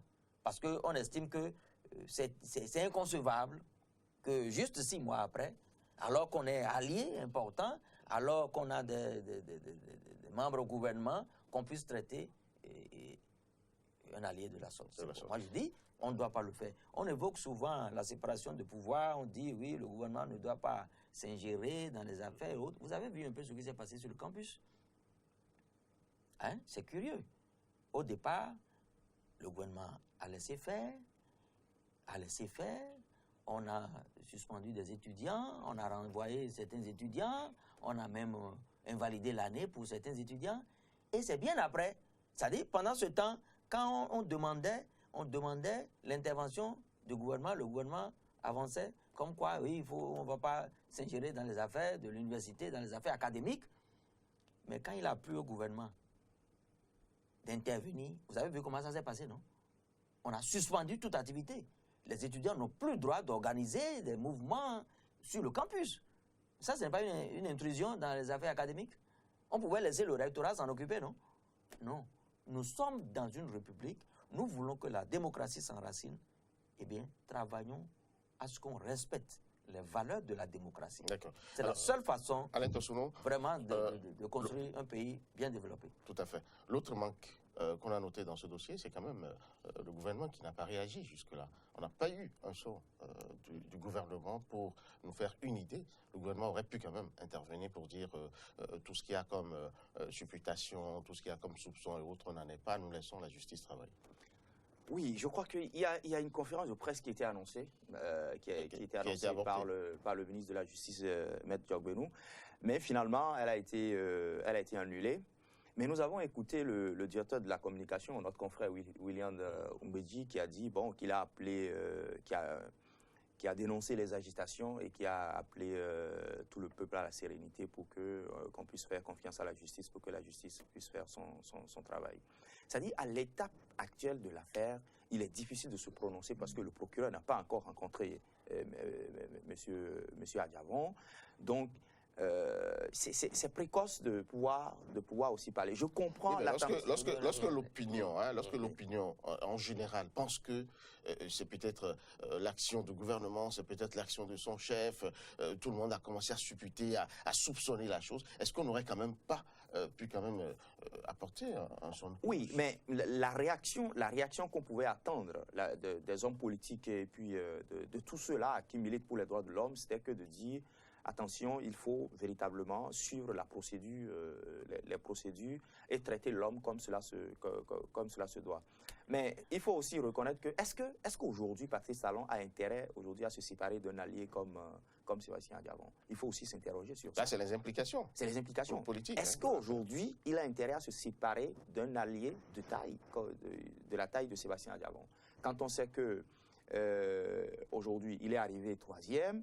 Ensuite, quand on sait qu'il a 3 ministres au gouvernement, quand on sait qu'il a plusieurs députés qui le soutiennent à l'Assemblée nationale, et qu'aujourd'hui, le gouvernement a déposé sur la table de l'Assemblée nationale son projet de budget, et qu'il attend le premier budget du quinquennat du Patrice Talon, il a besoin du soutien de tout le monde. Et quand on sait que ce même gouvernement qui est en place se prépare pour le référendum, et qu'il a besoin... Ça fait beaucoup. Est-ce qu'il peut se permettre aujourd'hui de se séparer de cette façon d'un allié de taille? Donc je me dis, quelque part, il faut attendre pouvoir véritablement jusqu'où le gouvernement. Ça dit que cette journée va nous donner beaucoup d'éléments. Et s'il est retenu encore pour des besoins d'enquête, là, à partir de cet instant, on va attendre de voir ce qui va se passer. Mais c'est clair aussi que le gouvernement de Patrice Talon est en train de jouer gros. Parce que vous savez très bien, quand on se réfère à son programme d'action, à son projet de société et tout, il a promis que la justice, ça fait partie des piliers de son projet de société et de son programme d'action du gouvernement. Il a dit qu'il va restaurer l'état de droit. Et donc, par rapport à ça, s'il veut restaurer l'état de droit, c'est qu'en principe aussi, il ne va pas s'impliquer dans les affaires de la justice, qu'il va laisser la justice, parce qu'il a été victime. Il a été victime lui-même. Donc, à un moment donné, alors est-ce qu'aujourd'hui, il va laisser faire aussi quelqu'un vivre ce qu'il a vécu? Donc voilà, donc je crois que... L'autre chose, Alain Tossono, est-ce qu'il y a un cas qui pourrait se réjouir d'une brouille entre Patrice Talon et son allié Sébastien Adjavon? Mais évidemment, nous sommes en politique et aujourd'hui, évidemment, les FCBE et tous ceux-là qui vont peut-être se réjouir de ce qui arrive, parce que aujourd'hui, quand ça se passe comme ça, dans un contexte politique, c'est clair que dans un climat où on se prépare pour aller au référendum, les autres vont dire, ben voilà, la coalition de la rupture aujourd'hui, elle est en train d'avoir un coup, et que par rapport à ça, ils peuvent récupérer cette affaire-là et se dire, bon voilà, On attend de voir jusqu'où cette coalition de la rupture. Déjà, il faut noter que entre les deux hommes, ce n'était pas la lune de miel. Entre les deux hommes, ce n'était pas la lune de miel. Et vous le savez très bien. Il n'y avait rien pour le dire. Oui, il n'y avait rien. Mais on sentait déjà que depuis la formation du premier gouvernement, que M. Sébastien Adjavon n'était pas content. Mais il ne l'a pas dit. Nous savons très bien que... Comment vous avez pu le... Mais évidemment, nous sommes là. On savait très bien que l'homme, le nombre de ministres qu'il attendait au gouvernement, il ne l'a pas eu. Donc, il attendait aussi que le retour de l'ascenseur par rapport à son implication dans un certain nombre de projets du gouvernement en place. Donc, il attendait. Mais l'homme n'a pas réagi. Mais nous avons aussi suivi que les députés et les militants qui l'ont soutenu, et donc ont exprimé leur mécontentement. Vous avez suivi cette rencontre-là entre Sébastien Adjavon et ses députés, et tous ces militants et tout, et nous avons senti qu'il les a calmés. Il dit, bon, c'est trop tôt peut-être pour que je réagisse, donc il a attendu. Mais on savait déjà que ce n'était pas la lune de miel, et aujourd'hui, avec ce qui se passe encore, je crois que entre les deux hommes, ça va être difficile même, quelle que soit l'issue de cette affaire-là. C'est clair qu'entre les deux hommes, ça ne va pas être vraiment la lune de miel. Vous pensez la même chose?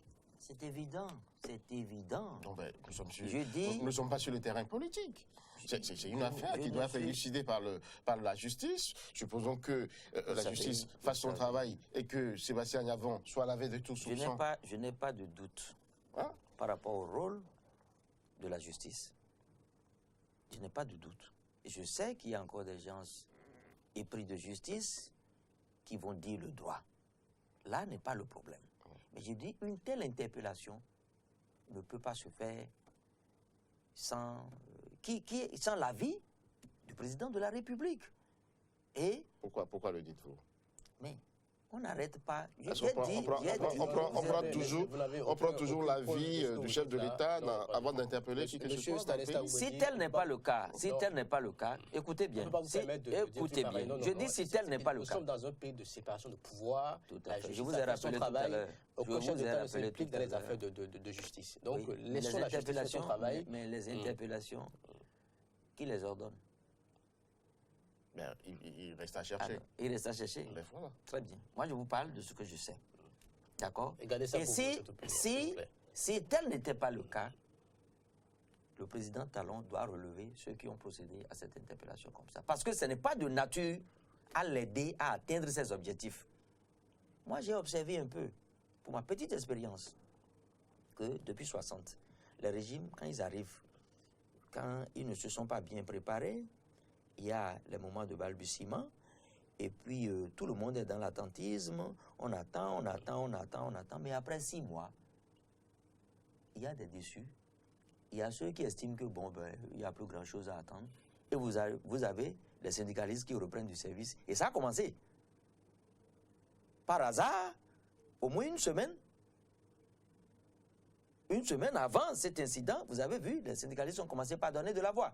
Et donc, quand vous avez les forces constituées du pays, les forces organisées du pays, qui commencent par ne plus être dans la même vision que celui qui est au pouvoir, a du mal à conduire dans la quiétude, dans la paix, toutes ses ambitions de développement. Et donc, je dis, voulons-nous travailler dans l'intérêt du pays ou voulons-nous juste faire un temps? Nous voulons travailler dans l'intérêt du pays. Et pour travailler dans l'intérêt du pays, il faut un peu de quiétude, il faut un peu de paix. Et ces choses-là ne sont pas de nature à entretenir cette paix, condition sine qua non pour aboutir à un développement. Mais il faut travailler pour cette paix-là, il faut travailler pour consolider cette paix-là. C'est pourquoi je dis, si le président Talon, il n'est pas pour cette affaire-là, vous allez voir dans les heures à venir, on doit relever tous ceux qui ont fait trop de zèle dans cette affaire-là. Parce que quand vous prenez une personnalité du genre, même tout citoyen, quand vous le prenez, vous lui notifiez les chefs d'accusation. On l'écoute. On ne tourne pas. J'ai dit que c'est des pratiques qui avaient cours sous la Révolution. Et je rappelle encore à dessein le cas du président Amosou Bruno. Écoutez-moi bien, s'il vous plaît. À l'époque, il y a des intellectuels qui se sont constitués, qui ont fait une pétition pour demander la libération sans condition de leurs camarades à l'époque. Président Amosou Bruno. Il y avait les deux noms. Il y avait un certain Euseba Alihonou, le professeur Mathurin Nago, Alessandre Goutoudi. Tout ce qu'on avait de cadres émérites du pays se sont levés pour dire non à ces genres de pratiques. Et je dis aujourd'hui, nous sommes en 2016. Nous sommes à l'ère de la rupture en plus. Et ces pratiques, d'entre-temps, continuent d'avoir cours. Il y a de quoi s'attrister, il y a de quoi ne pas aimer cette façon de faire. Et je dis, ce débat. Nous voulons le développement du pays. Il faut faire économie de ces choses-là. Nous avons engagé des choses. Le peuple nous accompagne. Nous avons mobilisé les élans, nous avons mobilisé les attentions. Il ne faut plus que des choses du genre viennent remettre. Je crois que le président Patrice Talon, à un moment donné, la crédibilité de tous ceux qui sont en train de nous conduire. Donc, il faut éviter ça.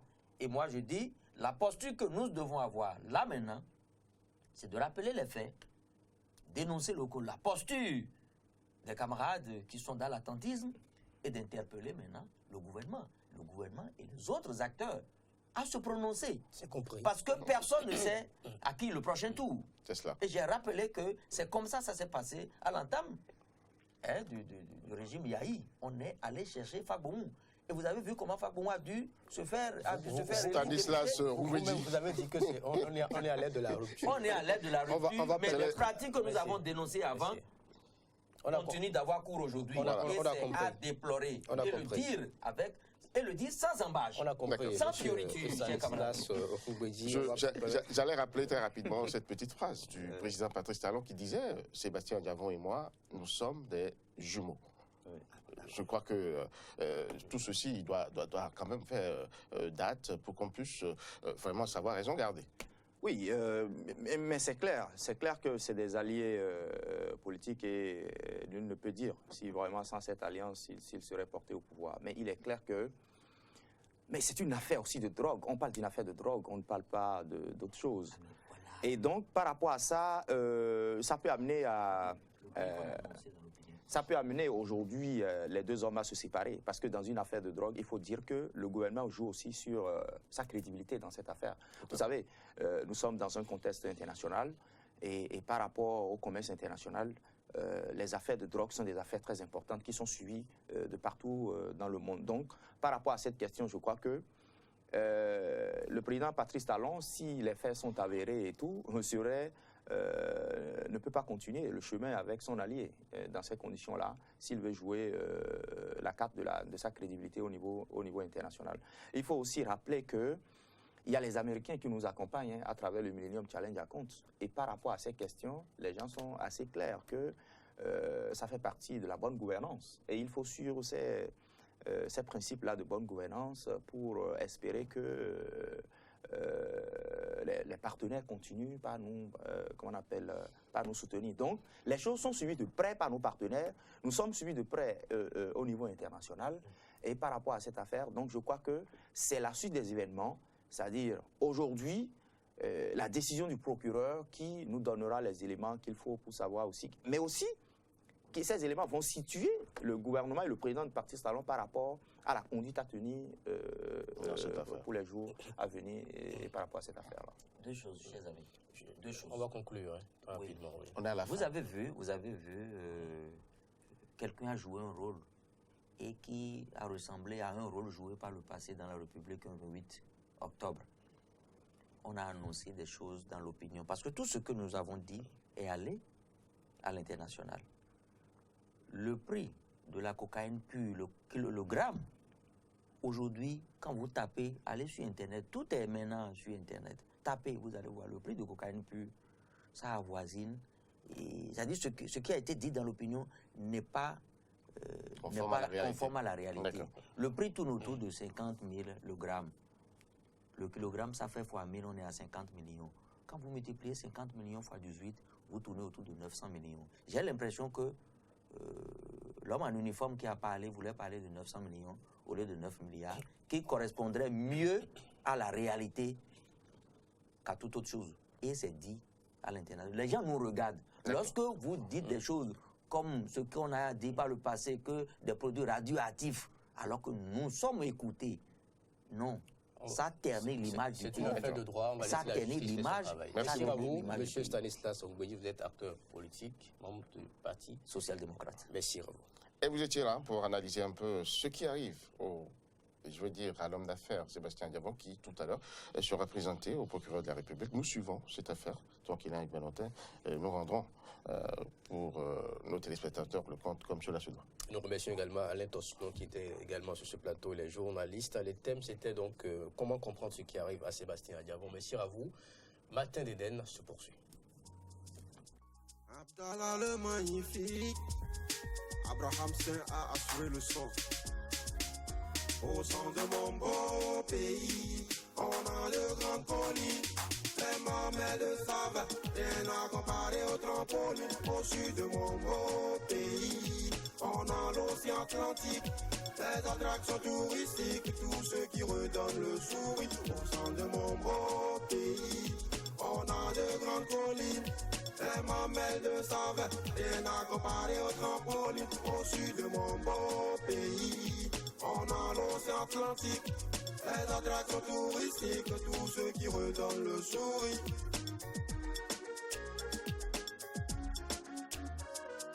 Au Bénin, situé en Afrique de l'Ouest, nous enfants de la patrie, admirons tous ces merveilles. Que ce soit du nord au sud, nous sommes tous des frères. De différentes cultures, nous savons en être fiers. De tes richesses, de tes beaux paysages, de tes merveilles, de tes beaux pâturages. La la la la, viens je te présente mon pays. La la la la, avec nos différentes ethnies. La la la la, viens contemple cette belle nature. La la la la, avec toi viens vivre cette aventure. Au nord, y a de belles paysages. La Tata, Somba, les chutes, les grandes cascades. Au nord, y a de belles vues là-bas. Le parc Banjari et ses variétés d'animaux. Au centre de mon beau pays, on a de grandes collines. Les mamelles de sable, rien à comparer au trampoline. Au sud de mon beau pays, on a l'océan Atlantique. Les attractions touristiques, tous ceux qui redonnent le sourire. Au centre de mon beau pays, on a de grandes collines. Les mamelles de sable, rien à comparer au trampoline. Au sud de mon beau pays, on a l'océan Atlantique.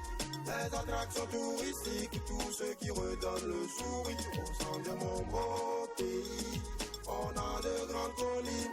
Les mamelles de sable, rien à comparer au trampoline. Au sud de mon beau pays, on a l'océan Atlantique. Les attractions touristiques, tous ceux qui redonnent le sourire. Si tu pars au nord de mon pays, en moi du Tchoukoudou, Tchoukoudou. Viens au nord de mon pays, en moi du Tchoukoudou, Tchoukoudou. Ambiance en famille, on s'amuse. Tous les jours chez nous c'est la fête. Ambiance en famille, on s'amuse. Tous les jours chez nous c'est la fête. Au centre de mon beau pays, on a de grandes collines. Les mamelles de sable, rien à comparer au trampoline. Au sud de mon beau pays, on a l'océan Atlantique. Les attractions touristiques, tous ceux qui redonnent le sourire. Au centre de mon beau pays, on a de grandes collines. Les mamelles de sable, rien à comparer au trampoline. Au sud de mon beau pays, on a l'océan Atlantique. Les attractions touristiques, tous ceux qui redonnent le sourire.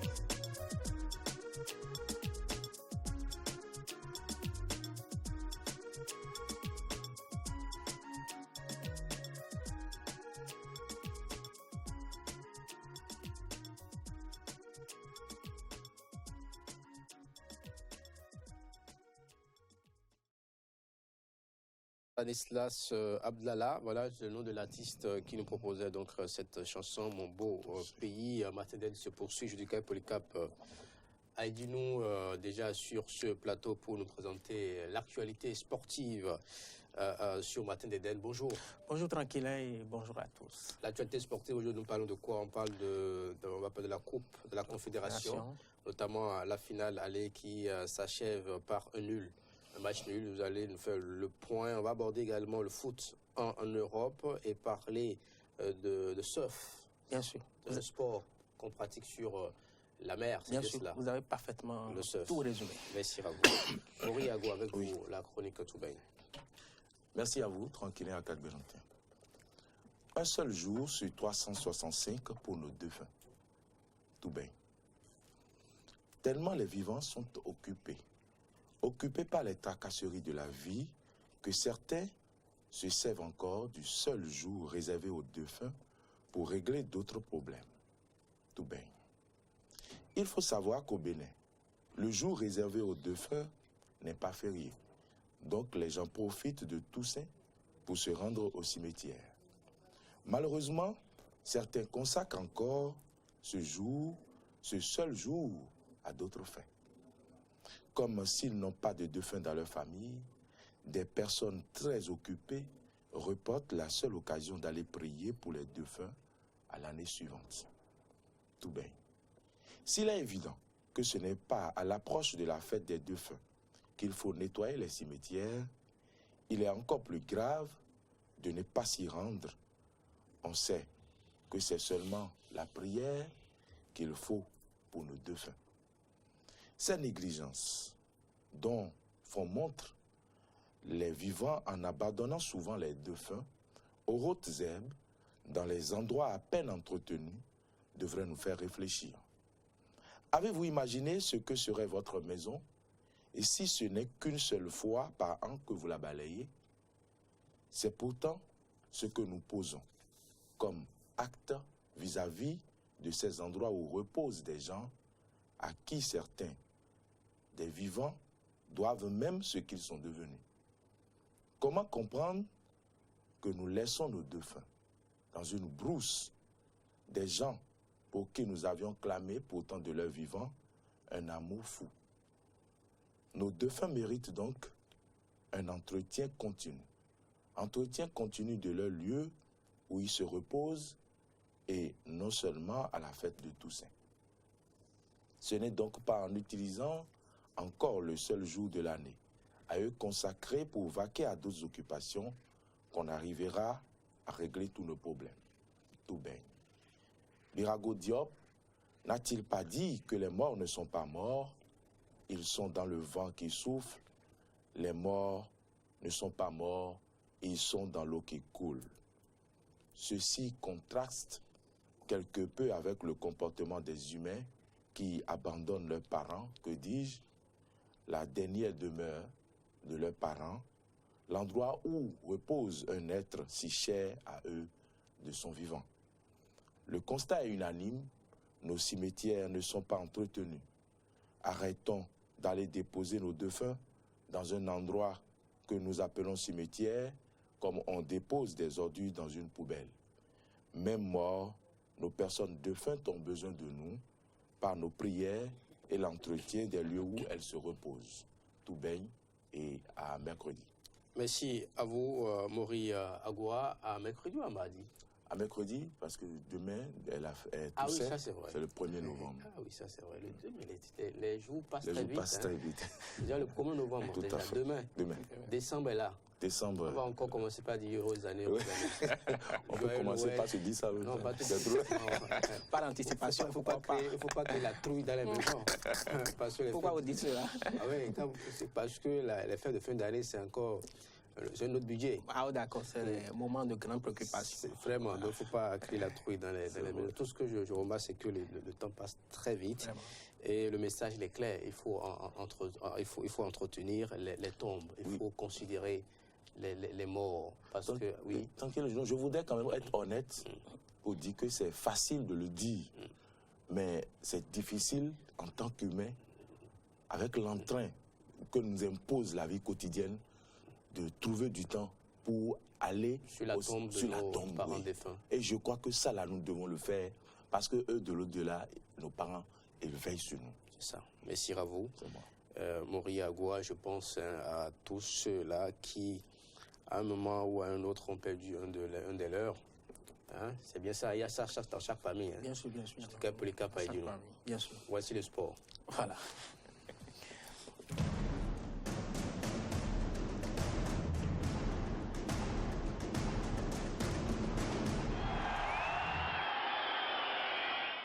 Coupe de la Confédération, la finale aller s'achève par un match nul. Oui, tranquille, à 4 Benoît, le score c'est d'un but partout. Donc c'est le résultat de la rencontre qui a opposé l'équipe algérienne du Mobéjaya et le TP Mazembe. Et donc on dira que la finale aller de cette Coupe de la Confédération s'est achevée donc sur ce score nul. La manche retour aura lieu dans quelques jours. Des nouvelles du derby sud-africain dont nous avions parlé longuement la semaine dernière. Le match qui a opposé donc Pirates et Kaizer Chiefs à l'occasion de la 7e journée du championnat sud-africain s'est achevé également par un score nul de 0 but partout. C'était donc le 160e derby du genre entre les deux formations sud-africaines et on dira que Kaizer a 14 points désormais et l'autre équipe, à savoir Pirates, totalise 10 points pour sa part. Foot encore direction l'Europe. Oui, c'est lundi, c'est donc au jour des tours des championnats européens. On va parler d'abord de la Ligue 1, surtout de sa 11e journée qui s'est achevée par un match nul qui a opposé donc l'OM et Bordeaux. Les deux clubs sont respectivement 10e et 9e avec 14 points et 16 points. Nice continue par dominer ce championnat après son succès 4-1 face à Nantes. Et Nice a désormais 29 points. Suivent Monaco et le PSG qui totalisent chacun 23 points et qui ont fait match nul d'un but partout face à Saint-Etienne et battu Lille 1-0. Autre manche, Man City renoue avec la victoire après plusieurs matchs sans succès. Les Citizens ont décroché une victoire ce week-end.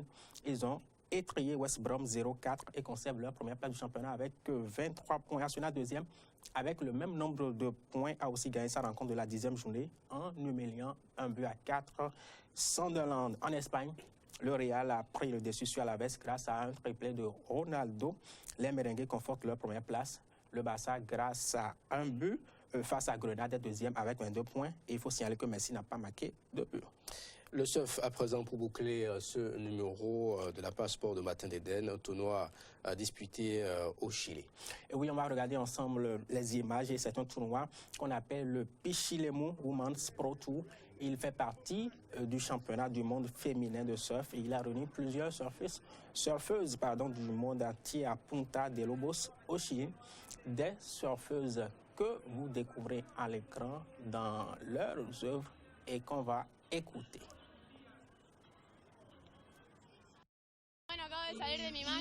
Je viens de terminer, j'ai pu trouver de bonnes vagues et montrer ce que je sais faire. Alors, je suis contente. Donc, je suis très contente de continuer. Je vais tout donner la prochaine fois.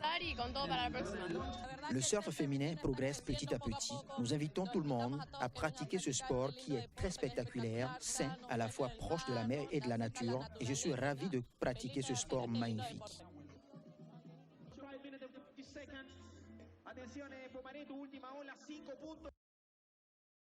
Le surf, j'ai l'impression, je dis pour le cap à Aïdionou, que le comité international du surf est en train d'adopter un style visant à promouvoir ce sport un peu partout. Parce qu'il n'y a pas longtemps, vous avez présenté les images d'un Nigérien qui essaie de mobiliser les jeunes de son quartier afin de leur apprendre ce sport. Et là, voilà encore une autre image qui vise la promotion de ce sport. Oui, c'est une discipline qui gagne en visibilité. Vous avez évoqué le cas. Mais très peu pratiqué au Bénin. Parce oui, je suis d'accord. J'ai jamais vu sur les côtes de plage les surfeurs. J'en ai pas vu, me semble-t-il aussi. Pour l'instant, peut-être que je... Non, il y a certains touristes qui pratiquent rapidement le surf. Voilà. Ça, c'est pour faire tout à fait. Maintenant, les Béninois pour le moment, non. Peut-être on va demander à nos amis là, on va leur fournir comment on appelle le truc sur les planches. Les planches. Il faudrait que ceux dont vous parlez soient en mesure de leur fabriquer les planches déjà. Il ne faut pas fabriquer les planches, il faut aller les acheter. Il faut aller les acheter. Et ça coûte cher aussi. Voilà. Ça coûte très cher. Bon, on va peut-être voir avec Polycarpe Badilou comment mettre en place tout à fait. Le comité de la Fédération béninoise de surf. Je suis d'accord avec vous. Pourquoi pas? Vous serez le président, moi je suis le trésorier. N'est-ce pas? On va donner le poste de chargé d'organisation à Mori. Ah oui. Voilà, moi je garde le poste de trésorier. D'accord. Je ne veux pas autre chose. Mais si Ravo, c'était on laisse ce poste. C'était matin d'Eden, merci de votre fidélité renouvelée à ce programme co-organisé par Eden Télévision et Diaspora FM demain. Donc, chômez, faites tout possible pour consacrer ne serait-ce que quelques minutes pour vos parents défunts. Faites des déplacements, allez sur leur tombe, nettoyez les tombes, allez à l'église si vous avez l'habitude d'aller à l'église.